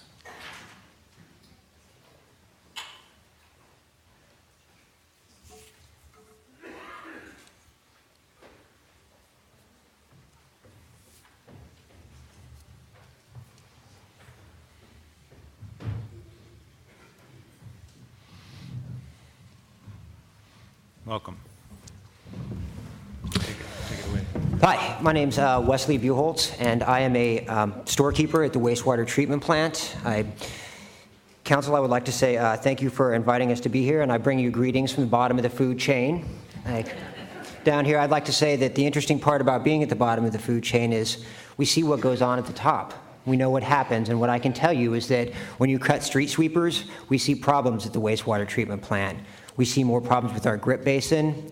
It's probably the second most expensive process that we have at the treatment plant. What happens when all of this debris, rocks, bowling balls, everything else that gets into the catch basins comes to the plant is they go through very expensive grinder pumps. These pumps cost $45,000 to buy new. We see an increase in maintenance. We see impellers and pumps that Will spoke about being destroyed. Their useful life is diminished. We see a lot of costs. The problem is we can't control those costs. Once that stuff comes to us, it's too late for any savings.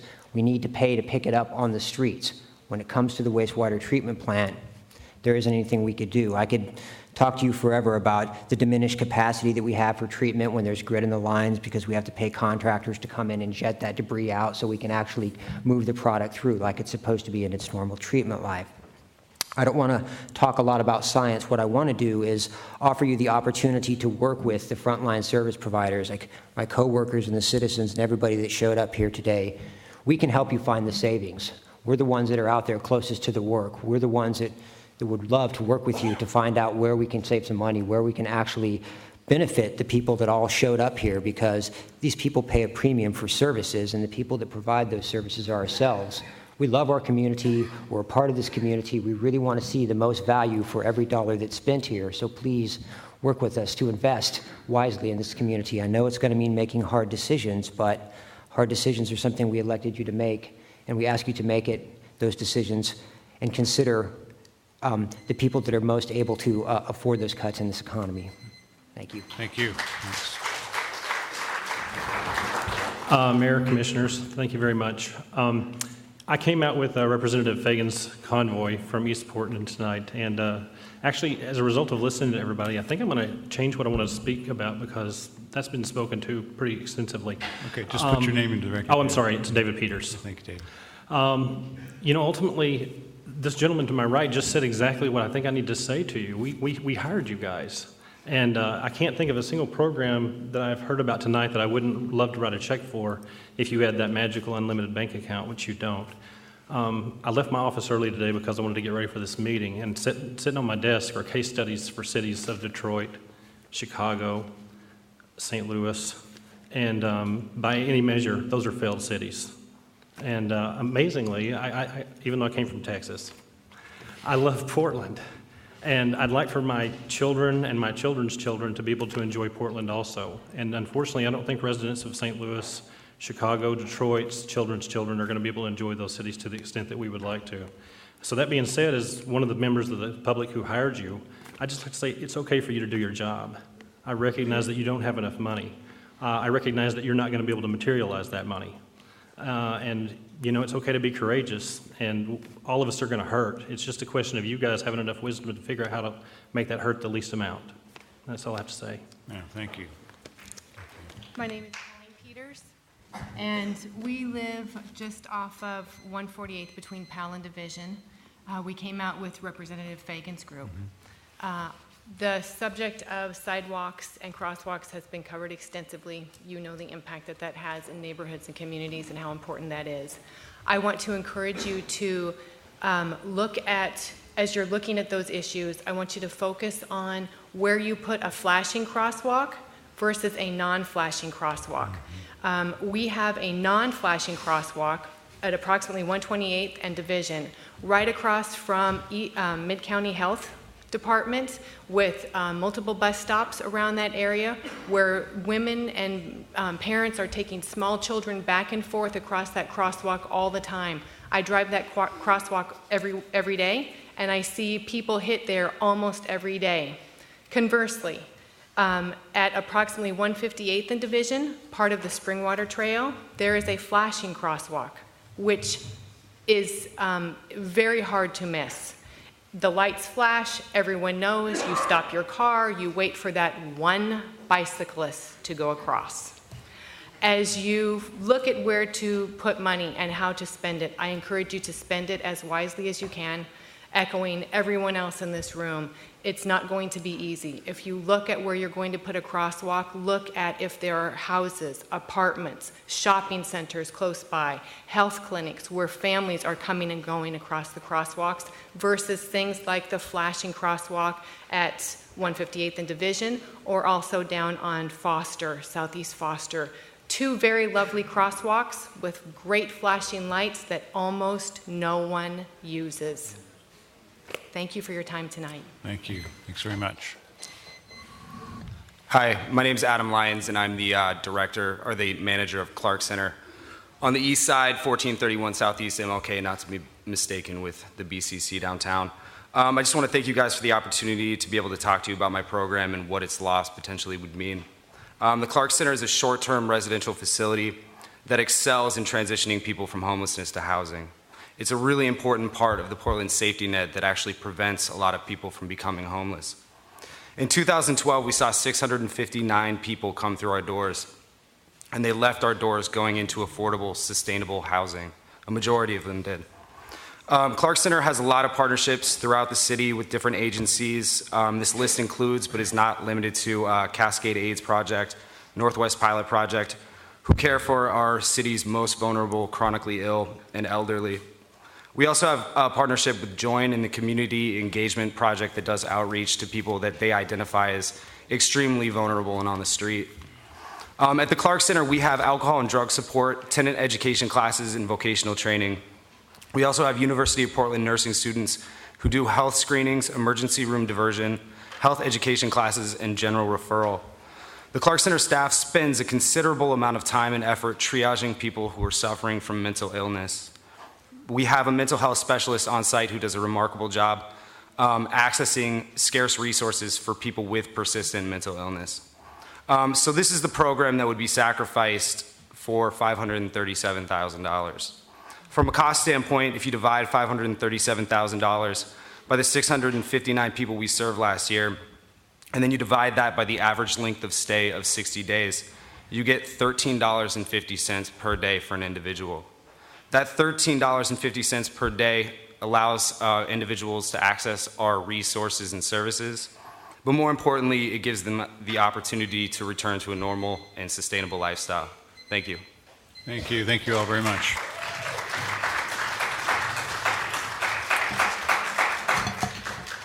Okay, now we have Jen Atkins, Ken Diener, Christine Yoon, and Karen Belsey.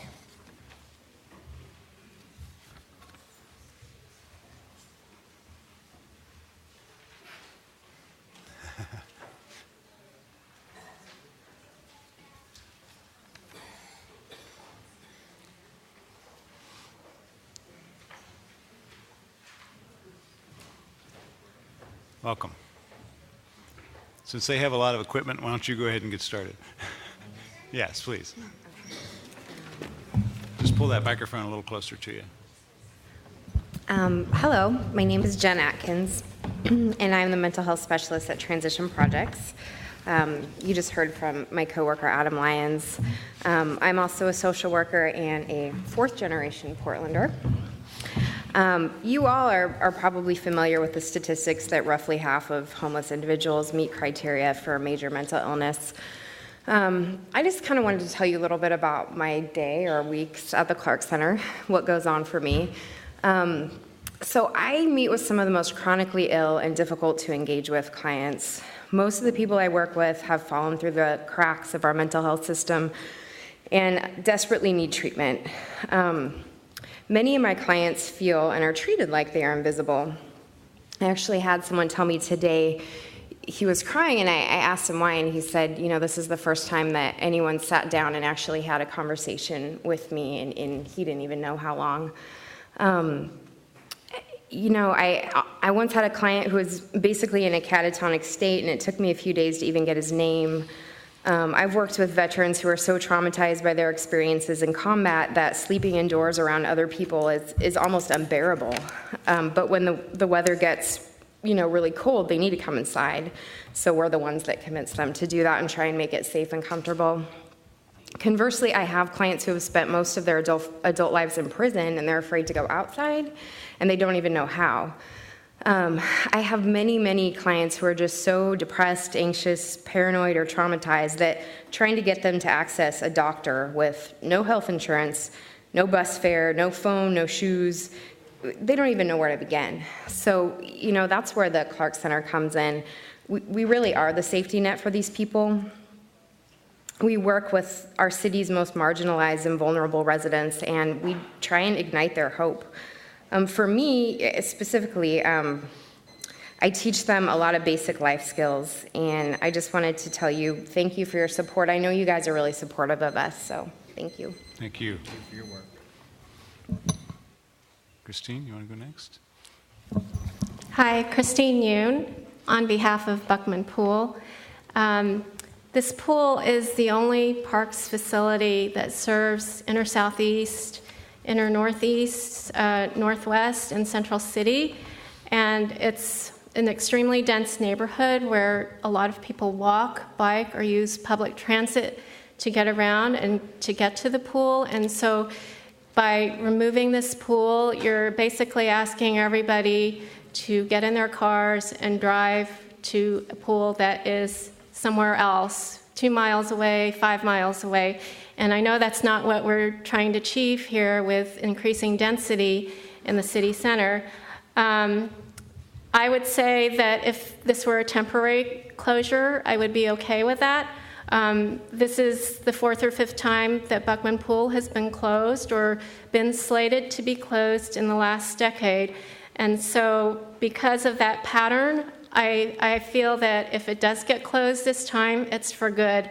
And we've also found out that we're unable to have a parks levy in 2014, which might have given us financing for a new community center at Washington High School, which would replace this facility. It's our only parks facility. My comments financial-wise, one thing to make the pool more profitable would be to have better operating hours, hours that are attractive to families. Right now, the pool is closed a majority of the time on the weekends, which is when families would like to go to the pool with their kids. Another very unpopular suggestion would be to do a temporary elimination of redundancy. So Southwest Community Center and Wilson Pool are close to each other. Montevilla and East Portland are close to each other. And, maybe just for a summer, those pools get cut. I'm just asking that there be some sort of geographic equity in the way you cut things. Last of all, you don't want to lose patrons. Children who are learning to swim become future patrons. And I think it's important to, if you want to maintain that patron base, you need to think about that. Thanks. Great, thank you. Christine, can I just clarify something? Because you raised an issue about a potential levy or bond. Yes. And I just want to assure you that no decision has been made about 2014. Oh, okay. There was Sorry. an announcement that the Parks Bureau announced that they would not be seeking a bond on the November ballot of this year. Okay. But that was the only announcement. They have not made a decision yet about 2014. So. Okay. But I appreciate your bringing that up. Thanks. Yes. Okay, so my name is Ken Diener, a Buckman resident also. There's so many different ways that we've approached this. I call this Save Buckman Pool 5. We've been at this for over a decade. Every time the Parks Bureau faces a budget cut, Buckman is always on the chopping block. I'd like to just call out a few bullet points from the Parks' own PowerPoint from the last budget hearing. Parks talked about maintaining equitable access. Christine talked about that, and we've submitted diagrams through our meetings with all of you last year and again starting this year, showing that Buckman is at the center of a huge hole, and without Buckman, there's 2 to 3 mile penalty for one of the lowest income neighborhoods in the city, one of the most dense, and also one of the most pedestrian friendly at this point. It's also one of the neighborhoods that has has one of the highest single family households. In other words, less people there to drive the kids to further distances. So huge equitable access. The park talked about the most vulnerable, protecting the most vulnerable population. This obviously, closing Buckman Pool hits that. They also talk about protecting infrastructure against long-term damage. If you mothball this old pool, there was somewhere between $300,000 to $500,000 fix that was put into this pool just 6 years ago. And 3 years after that huge investment, thanks to mostly Commissioner Leonard, you're talking about closing the pool. And so it's a total nonsensical process in terms of investing in this pool and then closing it. I'm going to get into a quick topic in terms of trust here. We were given access to a list of 878 employees of the city of Portland that make over $100,000. 878 employees. That does include 530 police and fire. But in terms of equity, you're talking about the issues that we're talking about here. We're talking about saving $40,000, $50,000 a year jobs for maintenance and front-end workers. And we're talking about planning staff, sustainable planning staff that's making $180,000 a year. In the free market, I'm an architect, I've taken a 60% cut in my pay over the last 4 years. The nation has lost a third. So if we're talking about equitable cuts, a 10% cut of the 8 people that make over $100,000 a year on the Parks Bureau would pay for the pool at Buckman. So there's some brave stuff here that needs to be said. Thank you very much. Thanks.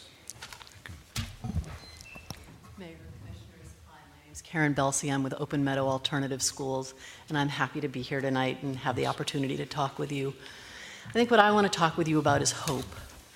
And I feel like I have worked for and been an advocate of this city for years, and I have loved it because I feel like, in addition to providing the base municipal services that we all need and depend upon, this city has invested in hope. And it's invested in hope in so many ways, through economic development, and one of the things that, and by providing hope, preventing reliance upon the public safety system. One of the things that I want to talk about tonight are 2 programs that I feel like the city is currently funding that are providing what I would consider to be on-ramps to that hope, and then I want to offer a recommendation. First, the Economic Opportunity Initiative within the Neighborhood Development Program. Currently, Open Meadow is being funded in part by General Fund in conjunction with some Community Development Block Grant and some Department of Labor funds. And we are working with 140 very low-income young people who, without our support, would not be getting the kind of access to opportunities that young people with more privilege and more networks come to naturally. And because of our support, they are able to go to college, they are able to get jobs. We're employing young people at the Standard, at the Rose Garden, at UPS. We're giving them places to be and ways to be contributing members of this community. And it's so exciting to see. They're working for the city, they're working for the county. So that's one that I really want to talk about as an asset.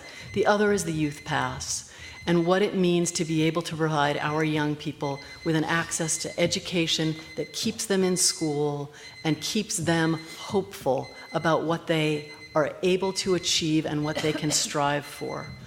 My recommendation, and I wish I could do it with young people behind me because they're way more inspiring than a middle-aged white woman is, but let's just say that I've had young people write letters saying, having a youth pass is great, but I don't need it. But I've got kids sitting next to me who do. I so appreciated when that youth pass came out, but the fact is some young people need it more than others. And a little bit of what we're hearing about tonight is about how you do equitable distribution of support, and that it doesn't need to be for all, but how do we provide supports to the folks who are most in need. So the economic development and the youth pass targeted where it is most valuable, I would heartily encourage. Right. Thank you so Thank much. you. And it looks like we have some correspondence from young people about Buckman Pool here, so thank you for bringing that as well.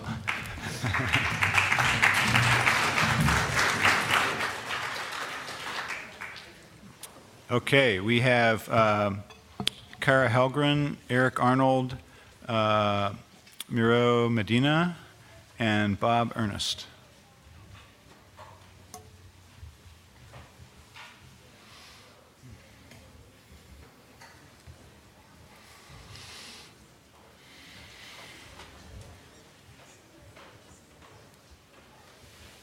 Welcome. Go ahead and start while they're getting set.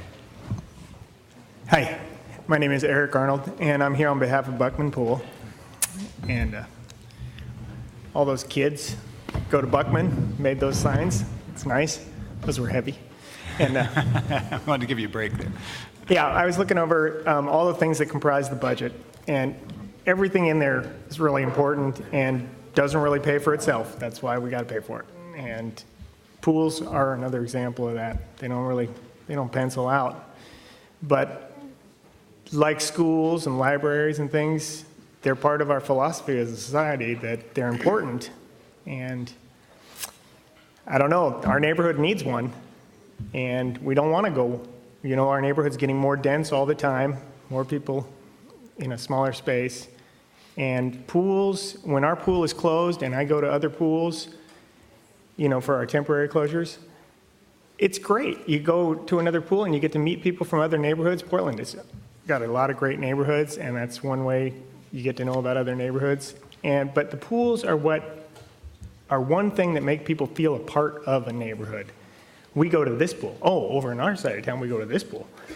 And of course, we love our pool, and we don't want to lose it. And that's pretty much it. I just wanted to talk about the importance. And, our aging population and stuff, not just the kids, and that would be really a shame if the kids lost their pool. My daughter and all these people can talk about that's where they had their swim lessons. But our population is aging too, and our neighborhood won't always be a bunch of young people that are just moving in. It's going to get older, and pool is something you can do till you're dead. So we need to keep them. And I'm afraid I don't see any replacements for that pool coming down the road. And I don't want to see an interruption because it just doesn't come back. People, they go for a little while, they drive a little farther, but then they stop swimming and then they get out of the habit. Thank you. Thanks very much. Please. Good afternoon. Good evening. I'm Carlos Moreno. I'm one of the business developers with Hispanic Chamber. Kara was going to be speaking, but she had to leave to another engagement. Okay. Kara is one of our local business owners. She actually just opened up her bike shop, which is called Bike Blocks, just here in St. John's, right across the street from the St. John's Burgerville. So if any cyclists out there, go check them out. So we provide one-on-one business counseling to various business owners within the Portland metro area. Every year we see approximately 200 small business owners. Most of these aren't just a one-time thing. It's an ongoing activity, so we'll meet with them several times throughout the year, every month, every week, as they see fit, to assist them in developing their inner business strategies, to assist them to grow. We're also managing currently the individual development account, the IDEA program. So we're leveraging federal and state funds.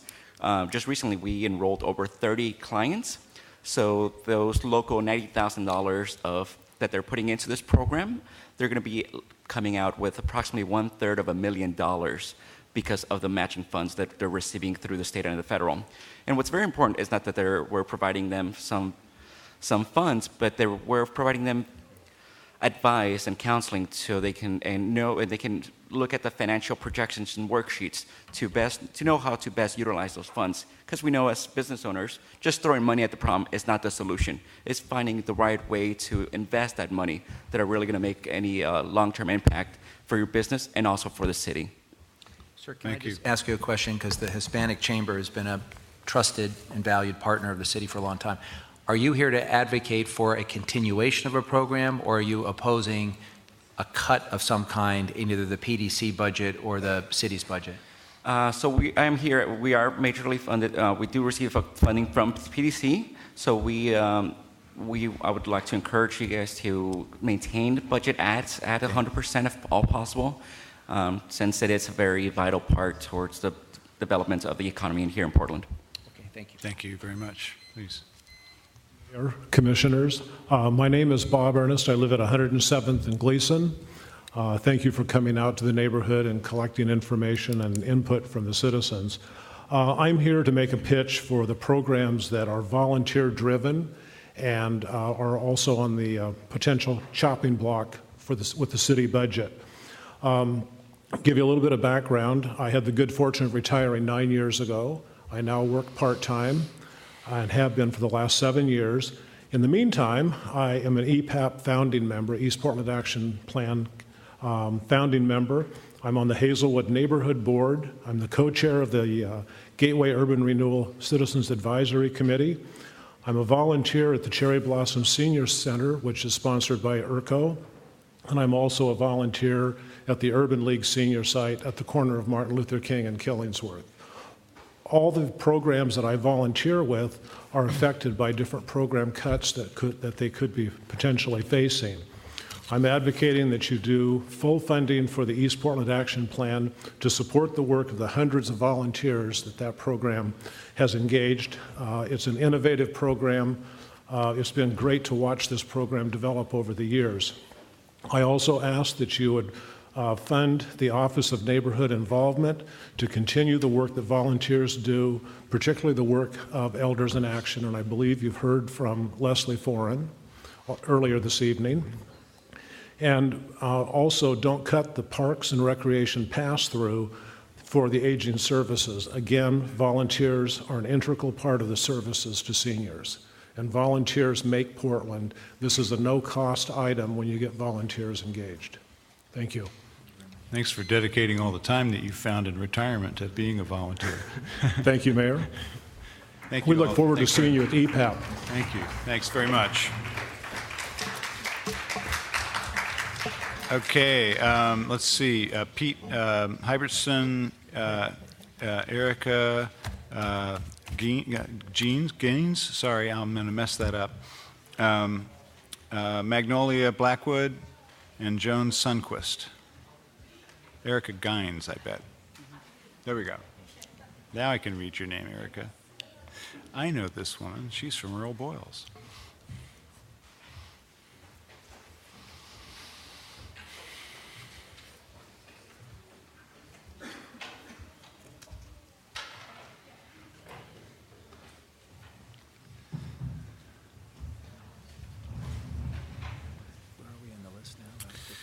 We are about 20 names out, 25 names left. So. Since I screwed up your name so badly, Erica, we'll let you go first. Thank you. Well, first of all, I'd like to say thank you very much for taking the time to learn more about the Earl Boyles Early Works Project in Southeast Portland. My name is Erica Gaines, and I'm the principal at Earl Boyles Elementary School in Southeast Portland. And I have with me Krista Dennis, one of our parents. And I just would like to take the opportunity to thank Commissioner Fish and Commissioner Novak and Commissioner Fritz for coming to our events on February 12th. We appreciated you being there.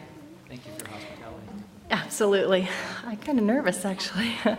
I'd also like to thank our partners in the Early Works project for all of their support and services that they have provided to our families and to help our children succeed.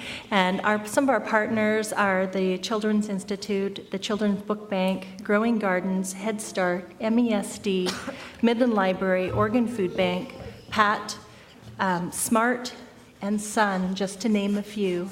And SUN has played an integral part in our community hub with the Early Works project. They're very involved and support the process to develop that community hub within Earl Boyles. Why this is important to us is that it's not just about a preschool that's serving 34 3- and 4-year-olds. It's really about building a community hub for that community in Southeast Portland. And they are both critical to the success of our community. It's not just about educating our young children, but truly to be partners with our community members and our families, and to extend our hand in partnership to them, to invite them to our school. This program's not just about closing the achievement gap, but it's about eliminating it before it begins, because we are seeing huge success with our 3- and 4-year-olds here at school. Oh my gosh. Krista, want to tell a little bit quickly about the or just the data that we're seeing? Thank you, Erica. I'll just be real quick. I just wanted to give you some numbers on the achievements that our students have been having. One is our attendance rate is around 98%, and for kids that young, that's a large number. The kids that can identify their basic shapes, including a trapezoid, has gone from 0 to 50%. Children that can identify all their colors has gone from 5 to 74%. That can identify 20 or more letter sounds, not just the letter itself, but the reading block letter sound, has gone from 0 to 68%. And the children that can write their own name has gone from 15 to 76%. That's great. So I just wanted to say that in closing, that it's genuinely a very unique program, and the new wing is necessary in order to serve all the children and the community members who need it. The commissioners and the mayor who have been to see the program in Earl Boyles know how unusual it is. And I know our voters have passed a bond in order to support the addition to the new wing. And I hope in this difficult year of budget decisions that on behalf of the students, families, and community members in Earl Boyles community in Southeast Portland, that I hope that we can have some support with this project, because it's truly about investing in children and to change our future and to raise all of our community members, as many of us have stated before, to work as partners. So thank you very much for your time. Thank you. Good evening. My name is Joan Sunquest, and before I talk about what I came to talk about, I want to urge you to support Sidewalks to Save Lives and the Clark Center. I was not aware of their work before, but I am now, and if I were sitting on your side of the table, I would want to prioritize that as well. I'm here tonight to talk about something that costs the city almost nothing. And so I urge you to preserve it. And so I'm talking about a very small portion of the Parks and Recs budget. My area of particular concern is senior recreation, obviously, and more specifically, the outdoor recreational programs for seniors, most specifically Metro Movers and Hike for Health. And I urge you to take a look at pages 23 to 26 of this. And I urge you to keep those programs intact. I've been participating in these programs for 4 years, and there are others, honored citizens, as TriMet calls us, who have been involved in these two programs, Metro Movers and Hike for Health, for a decade or 2 decades. The program's 22 years old. The majority of us have chosen to move from all over this country to Portland, in part because Portland is a great city in which to enjoy a healthy, active retirement.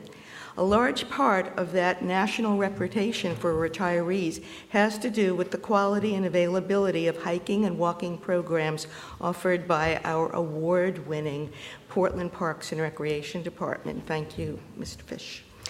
Most of us who have relocated here to retire purchase homes and condos and contribute to the economy of Portland as taxpayers, purchasers, and as volunteers in libraries, schools, hospitals, nonprofits, and as volunteer hike leaders and assistants in the very programs I'm discussing.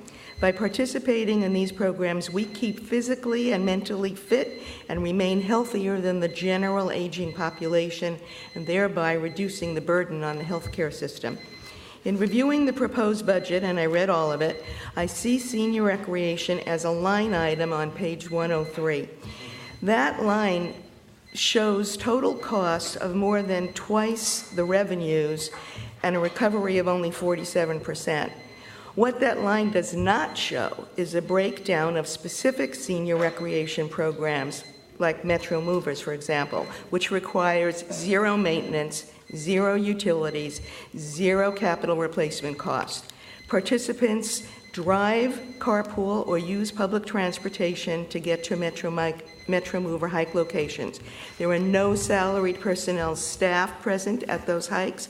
Volunteers scout the locations beforehand and lead the hikes. We all sign waivers so that there isn't even liability cost issues. And as for programming costs and overhead, there are no instructors to be paid, no materials to be purchased, no buildings to heat or clean. The only cost of running the program is for a small staff of 3, which also works on other programs in addition. The office from which they operate and the quarterly brochures are also cost items. If office rent is an issue, perhaps the staff could be housed in one of our larger community centers. If brochure publication is a major cost issue, which I doubt, perhaps it could be phased out and only have online offerings. These outdoor programs need to be centrally coordinated and managed because the participants are from all over the city, and there are many who do not live in the city and pay non-resident higher use fees. We explore neighborhoods, our fabulous Forest Park, urban trails, waterfalls in the gorge, the surrounding mountains and rivers on state and federal land in all seasons. I invite each and all of you to come hike with us, walk with us, see what we see what would be missed if Metro Movers and Hike for Health were diminished in any way. Thank you. Thank you. Yes, welcome. Hi, I'm Maggie Blackwood. I'm not a very good public speaker, but I am a homeowner in Kenton, and today I want to talk to you about something that I see also as a life-saving thing, which is your proposal to cut 6 fire stations. Fire stations are insurance policies, and they are something that nobody really recognizes, or we do recognize, but we don't see the huge value of them until you have an emergency. And cutting fire stations means longer times for those people that can save your lives to get there. Seconds mean lives. In a heart attack, you have cell death. Those minutes that go by before somebody gets there to help you out, that means a less likelihood that you're going to come back from that.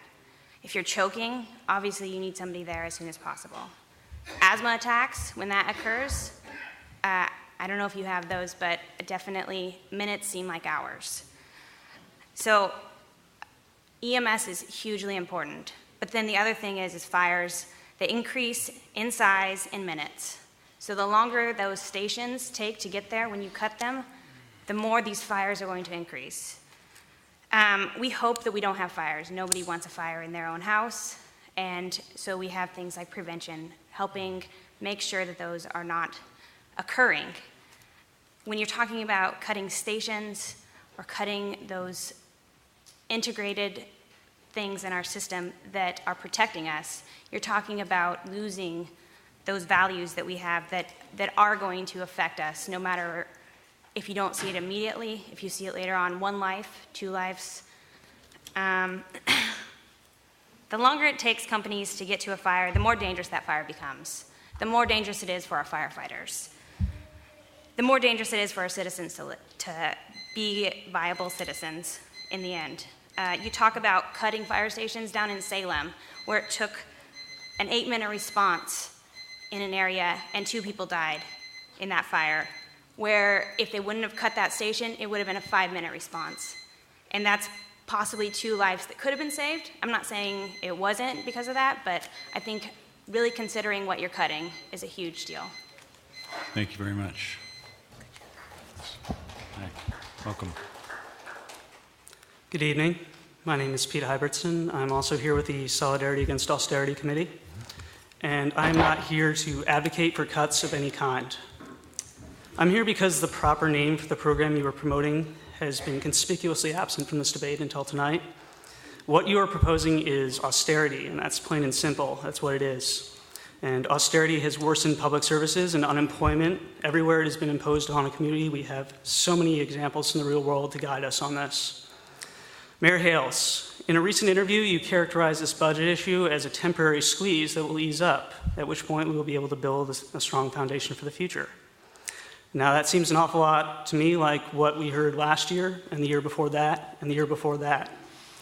How many years of temporary squeezes do the most vulnerable in our community have to endure before we talk about the chronic unemployment and underemployment that is undermining opportunity for Portlanders, particularly young people who want to contribute to building up our community rather than dismantling it?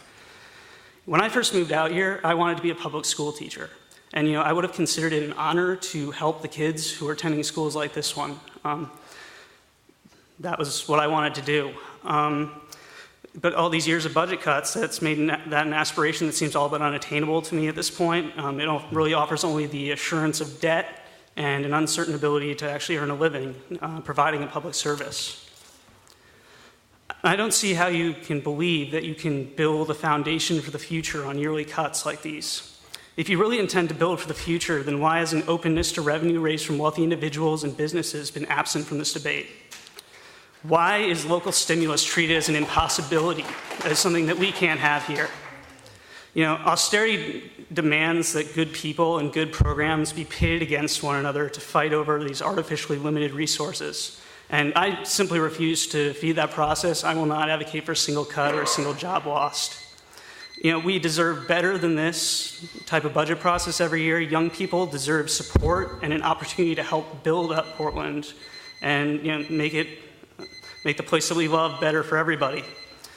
Considering that all of you are among the few people in the city who can say you have total job security for the next 4 years, I expect more creativity out of you than this. Because you know what? I am running out of hope that next year is going to be any better. Thank you. Thanks for coming.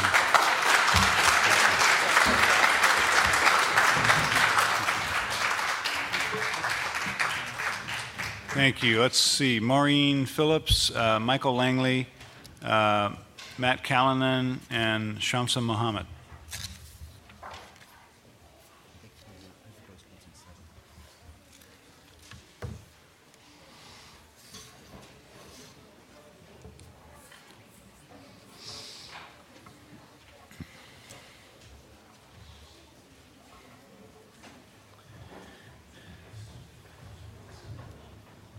Hi, go ahead. You can go ahead and get started, please. Just pull that microphone over a little closer to you. Yes, there you go. I'm Maureen Phillips. I'm a resident of St. John's, but I use the Hollywood Senior Center a very great deal. It's a delightful place for elder people to meet, to get support, and it just is a large part of my life. I spend perhaps 3 afternoons a week there. There's an enormous amount of help to all seniors. We don't have such a community center or senior center here in St. John's. For instance, I did take yoga classes here in St. John's at our community center, and they had elder yoga classes. But those have increased in price from $30 a month, or 3 months, every 3 months, $30 every 3 months for 2 classes a week to $10 per class. Now I take my yoga classes over at the Senior Center in Hollywood.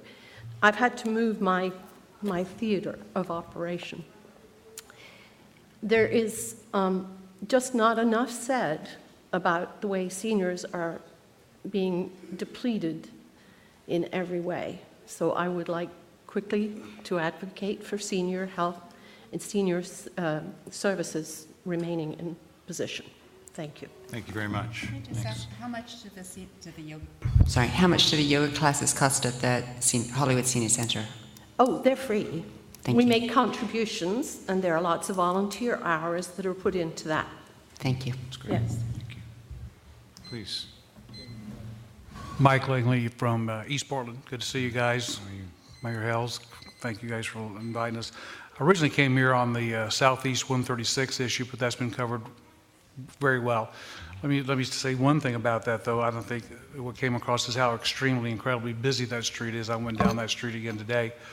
And thank you, Mr. Novak, for taking the time to come out and appreciate that. But there's a lot of residences and businesses there as well. And that goes all the way from Division to Powell to Foster. So please keep that in mind as you reprioritize the budget. And I know the cookie jar is smaller and everybody still wants their piece of the cookies on that. So let me change my thought here on this. As you look forward to for more revenues, let's keep an eye on our small business owners, of which I am a part of, and that's part of the reason I ran for office was to further the conversation about the small locally owned business guys. So you guys look for revenue. Let's be mindful of those local guys that pay the taxes and are trying to create new jobs towards that end. And I think you guys are doing a pretty good job so far. I like the approach. I understand that, things have to be cut. So appreciate you so much. Thank you. Thank you. Thank you. Yes. And then we'll come back to her. Go ahead.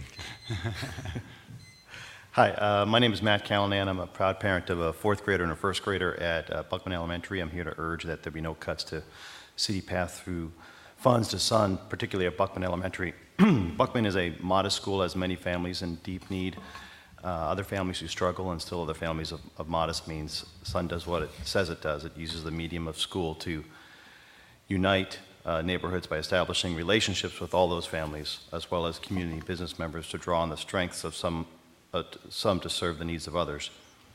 So the support that is provided by you and the city budget process is not only appreciated by those families in need, but matched by those families and partners that have something to give. What I want to underscore is that those families in need are not in a position to accept that support directly from other families due to either logistics or pride. That is not a reality. And those families that appreciate Sun's services and want to support Sun by also supporting families in need cannot do so without coordination of Sun. Sun brings together families suffering bouts of need with those families that are blessed with the momentary abilities to assist. Sun lives to its charter. It unites neighborhoods and it unites families. That is the definition of efficiency. You pay a few and they engage a community to serve that same community. These families cannot unite themselves. Receiving the support provides a security to families, and that security has a direct correlation to a family's ability to provide for themselves. It is a real and inarguable fact that concern for a child's underserved well-being perpetuates a family's poverty status. Parents who are concerned for the well-being of their child will concede their own income-earning potential to address those family concerns themselves. On the other hand, when parents feel their child's well-being is being addressed and they can focus on their employment obligations, that impacts the very poverty statistics that influence decisions like this. Sun indeed hasn't tipped the scales for these families, but without their thumb, the scales will tip back in a matter of a few short months, and the statistics will reveal such a few years later.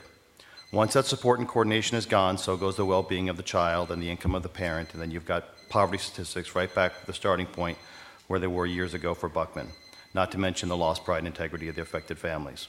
By halting funding to Sun at Buckman, each of you would personally assign Buckman the very consequences and eventual poverty statistics that make its need inarguable. What took years to build would cease to exist within a semester and would take years and considerable cost to reestablish at that time. Thank you.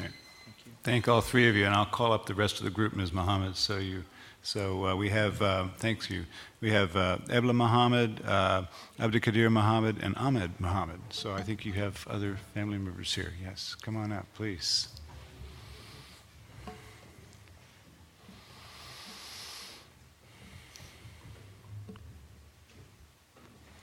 Thank you for coming.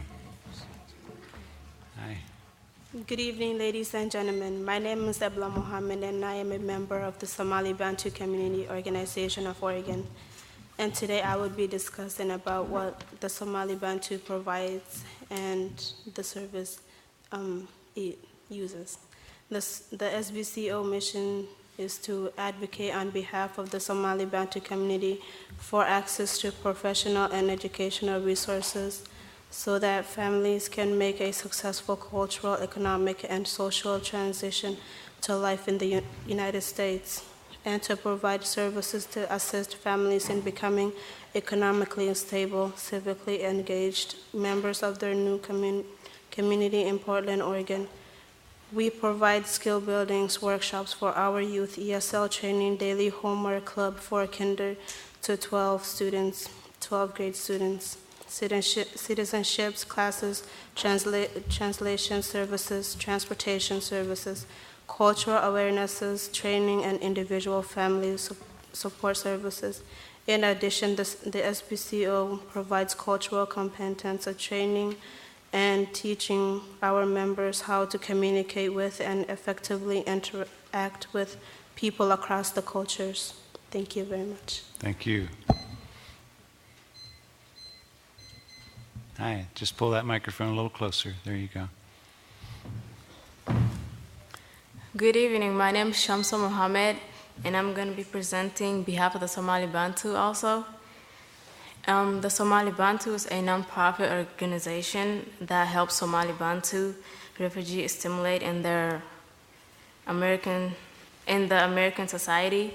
Currently, the Somali Bantu receives no financial support from a government agency and grants. 100% of all Somali Bantu financials are directly donated by Bantu members. We are asking for your support to help maintain our service in addition to expanding our service to other people in our community.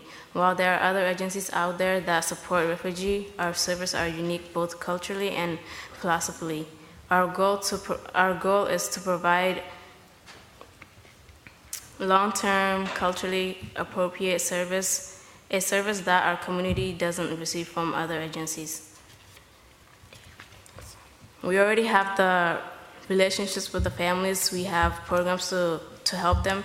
Now we are asking your help to fund them so our work can continue. And also I would like to point out that we have lost our community center that we had for like the last 8 years in the middle of 2012. Until now, we haven't had any kind of funds, and even though the members were able to donate, they're unable to do so.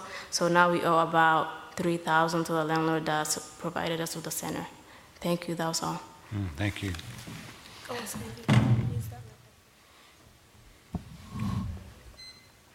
Hi, my name is Ahmed Mohammed, and I am thankful of the Somali Bantu community for all the service they have provided for me throughout my school. I hope you are able to find a place in your budget to support the Somali Bantu community's needs. Thank you for your time. Thank you. Thank you all.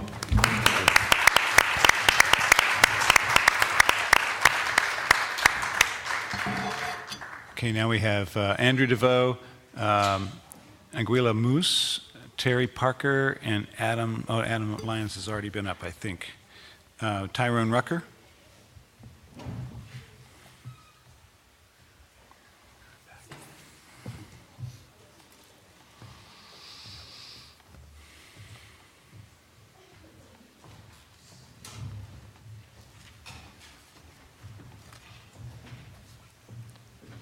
Good evening. Go ahead. Okay. Hello, I'm Angela Moose. Oh, sorry.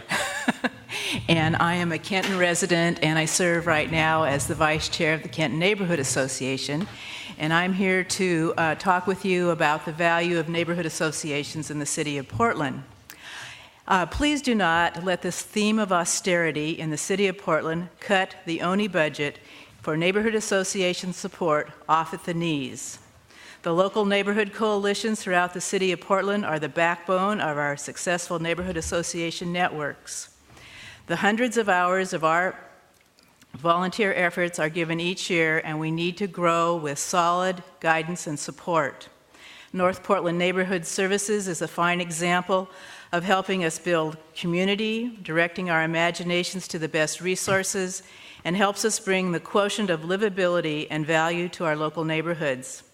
ONI provides an essential crime prevention coordinators that help the public manage petty crime issues and irritations. The Small Grants Program has provided my Canton neighborhood with the ability to imagine and create a community garden, the incentives to promote the 4th year upcoming of the successful Canton Street Fair. We restored the Paul Bunyan statue. We're fighting graffiti and litter with our livability team, and we're cleaning and recycling our stuff through neighborhood cleanup events. You need us. We're the worker bees nurtured by ONI. Please consider carefully that value in these budget discussions. Thank you. Thank you, Angela. Thanks. Thank you for the opportunity to testify. My name is Terry Parker. I'm a 4th-generation Portlander who has lived in the Rose City Park neighborhood for all but the first 4 years of my life. Why is $4.7 million and 25 people allocated in the PBOT budget for active transportation when adult bicycling does not bring in any tax revenues to help pay for infrastructure? Why does the PBOT budget include 17 people and $9 million assigned to streetcar operations when streetcar operations don't even come close to becoming financially self-sustainable?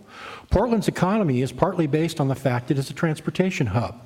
Likewise, history clearly demonstrates higher rates of personal mobility significantly contribute to greater economic productivity, which in turn generates higher income jobs. 8 to 10% of all the jobs in the U.S. are tied to the auto industry. There is a link between low car lifestyles, a weak economy, and high unemployment. One less driver and one more alternative transport user is one less taxpayer contributing to transportation infrastructure. Multiplied many times over, jobs are lost. Earlier today, I attended the Planning Commission hearing on apartments without parking.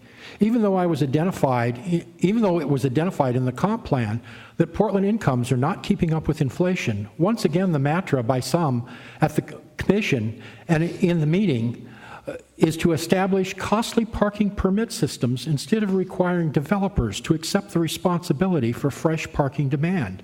The fact is, household incomes are not keeping up with tax and fee increases being applied. Mayor Hales, you have spoken for the need to find new revenue for PBOT. Sharing the road must require sharing the financial responsibility. The time is overdue to find that revenue by taxing and/or adding fees to adult bicycling and increasing streetcar fares to better reflect the costs of providing service. Finally, there is a need to prioritize maintaining the infrastructure in place before taking on any big new infrastructure projects, and redirect the money for certificates of participation from the street lighting efficiency program into providing sidewalks, crosswalk beacons, and street maintenance. Thank you. Thank you both. Thanks very much. Okay, we're going to call up the next four and ask you to be brief as you can because the school has told us they're going to throw us out in about 10 minutes. So Barbara Quinn, Pamela Bailey, Robert Anthony, and Ted Labby. We've lost a few people, so we might be able to get a couple more in. So keep. After them, Mick Oplinger and Pam Arden. And if you have written testimony, you would be willing to leave that so someone else could speak, we promise to read it. Thank you. Please go ahead. Go ahead. Yes. My name is Barbara Quinn. I'm from Friends of Cathedral Park Neighborhood Association, also Friends of Baltimore Woods. Thank you very much for hosting this. I really appreciate you coming to us instead of the other way around. I'd like to advocate with my neighbors here for ONI and the MP Greenway Trail. Alternative transportation is a choice some of us like to make, and we think that it could preserve the roads a little bit longer if some people can choose alternative. Less wear and tear on the roads. The other thing that I'd really like to encourage you to look at, I'm particularly interested in advocating for parks to keep an expert on hand on restoration of natural areas, somebody such as Mark Wilson, who I understand is retiring. because we're very active in our neighborhood, Cathedral Park, around restoration of the remaining natural areas, and we hope to leverage our citizen involvement with you all around education for children in the neighborhood about urban natural areas, and that's been our longtime dream in our neighborhood, Friends of Baltimore Woods. So I really think that as we're zoned for very high density. As we become more and more dense, it's going to be particularly important to get those kids out to nature. You can't have healthy people without contact with nature, in my personal opinion. So as far as where to get the funds, can we manage CRC projects, things like CRC, better so that we have an audit of the situation maybe months or a year into the project, so we know when we are bleeding money on or wasting money on big projects like that? The folks that have a past history and a current history of polluting the Willamette River, and who are also making a very good profit, can we ask them to fund jobs in North Portland around restoration work? We have lots of ideas around putting people to work with some of those funds, so it would be really nice if we could leverage that. Thank you so much. Keep the ideas coming, please. Thank you. Thanks. Thank you. Thank you, Mayor and Commissioners. My name is Ted Labby. I live in the Piedmont neighborhood right across the street from the beautiful Peninsula Park. I'm here tonight on behalf of DPAVE, a 500-member strong volunteer-powered organization in the city of Portland that is working to build our green infrastructure. And I'm going to speak tonight, I want to echo some of Brighton West's earlier comments about the need to safeguard the BES watershed program. That's a very important program to help us meet the city's goals for clean water and livability. Too often those programs are deemed non-critical, and deferred maintenance on our existing infrastructure, whether it's gray or green, costs us more in the long run when they fail and necessitate emergency repairs. I'm going to talk about roads in a second. Investing in green infrastructure is not a nicety. In many cases, it's proven more cost-effective in the long run than traditional gray infrastructure, and it provides multiple other community benefits. We know over the last 15 years, the city has invested nearly $1 million through the Community Watershed Stewardship Program, and that has been matched by $3.6 million in community support through donated services, materials, and volunteer hours. These cuts would jeopardize partnerships and relationships that the city has with groups like Friends of Trees, Solve, Oregon Youth Conservation Corps, and DPAVE. And I want you to know that these 50% cuts, we acknowledge that there's proposed sewer and stormwater rate increases for 2013 and 2014 that will cover some of this and offset some of the cuts. But even with this funding increase, there is insufficient support for green infrastructure. So we're asking, please restore those needed Watershed Service Program funds to help maintain Portland's leadership on these important fronts. Now, I, as well as another speaker earlier, came today from the parking requirement code, and I want to say that we support PBOT's proposal for pavement preservation and the need to upkeep our street infrastructure, because we know that in the long term it will cost us more in dollars and in carbon impacts. It makes sense to preserve what we got. But I would say that we're not in support of doing that on the backs of East Portlanders who desperately need pedestrian infrastructure improvements. We cannot, that's another deferred cost that we cannot keep doing. We need to see those, and we cannot sacrifice that just to have improved roads. Thank you. Thank you. Pam? Thank you for coming to North Portland. I'm Pam Arden. I live in Kenton. I've been on the North Portland Greenway Trail group for a while, and have been a volunteer in the neighborhoods for probably about 20 years or more. So I've been around here for a while as a volunteer, and I really appreciate you coming out here, and I understand the tough decisions that you have to make. Over the years, I've testified in behalf of ONI, and at one point they were the 7% solution. Now I think they're down to 2%. You have a very effective bureau, department, whatever you want to call it. Portland is unique in that it invites the public to come and be involved. It invites people to come to budget hearings. It invites people to come to neighborhood events. It invites people to become involved. I lived in Chicago for the first 29 years of my life and moved to Portland. When I would go back to Chicago and say that I had met the mayor, that I had worked with the city commissioners, that I had done things in the city, they looked at me like I was nuts. How could you say that you did that? Well, that's invited. We're invited to do that. Please do not alter the ONI budget. What you get for the dollars that you have there, come back so many more in volunteer hours. It's just hard to even put a number to it. So it really is important. The North Portland Greenway has been a recipient of small grants, so those are important. You know, and there's lots of things that I could list, and Angela Moose spoke a lot of that. To switch gears, I was one of the first people to help form the Sun School at St. John's in James John School. So Sun School has grown and has been an important part of the schools and the families in this community. And to see anything happen to that would be really sad.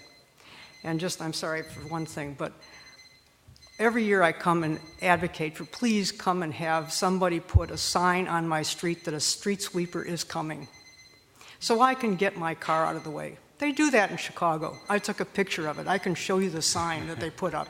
They have a guy that goes down the street, puts a sign on one side, no parking tomorrow, whatever day it is. They will issue a ticket to you if you don't move your car. And then they come, take those signs down, they put the signs up on the next side. I have taken pictures in my neighborhood of the street sweeper going down the center of the street because he cannot get to the curb. I cannot imagine a more useless endeavor than having a guy with a street sweeper who wants to do his job going down the center of the street. There's got to be something done, please. I think there's got to be places in Portland that have never seen the street sweeper next to the curb because a car is always there. Please, Thank you, help Pam. us. Thank you. Thanks, sir. Good evening, Mayor Hills and Commissioners. My name is Mick Opplinger, and I live in the Northwest. I am a Crime Prevention Advisory Group member, and I'm here to ask for your support for the Office of Neighborhood Involvement, and especially the Crime Prevention Coordination Team, and try to understand that the work that they do behind the scenes. They are contributing to the betterment and the livability and, the betterment and public safety in which that we live. The graffiti abatement program is very important, and in Northwest we have a car prowl and break-in issue. They come and address these issues and give us assistance and guidance in the communities that we live. We as a community and neighborhood believe that across the city they are needed to prevent, if you will, a crumbling or dissolving of neighborhood and community cohesiveness. They have worked hard to speak to neighbors in many communities to help build a positive and inviting community. There are 12 crime prevention coordinators. The communities of Portland cannot afford to lose even one crime prevention coordinator.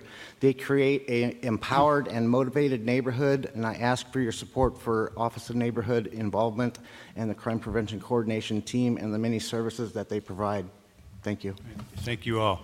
I think we probably have stretched the hospitality of George School to the breaking point. I know there are a few of you, Mr. Goldberg and others, that are signed up. I think the best I can probably offer you, other than just really further abusing the school's hospitality, is to put you first on the list for the next public forum. So thanks for your patience tonight, but I don't think we can call any more folks. So we'll close tonight's hearing. Thank you all for coming. We appreciate the excellent testimony and look forward to more. Thank you.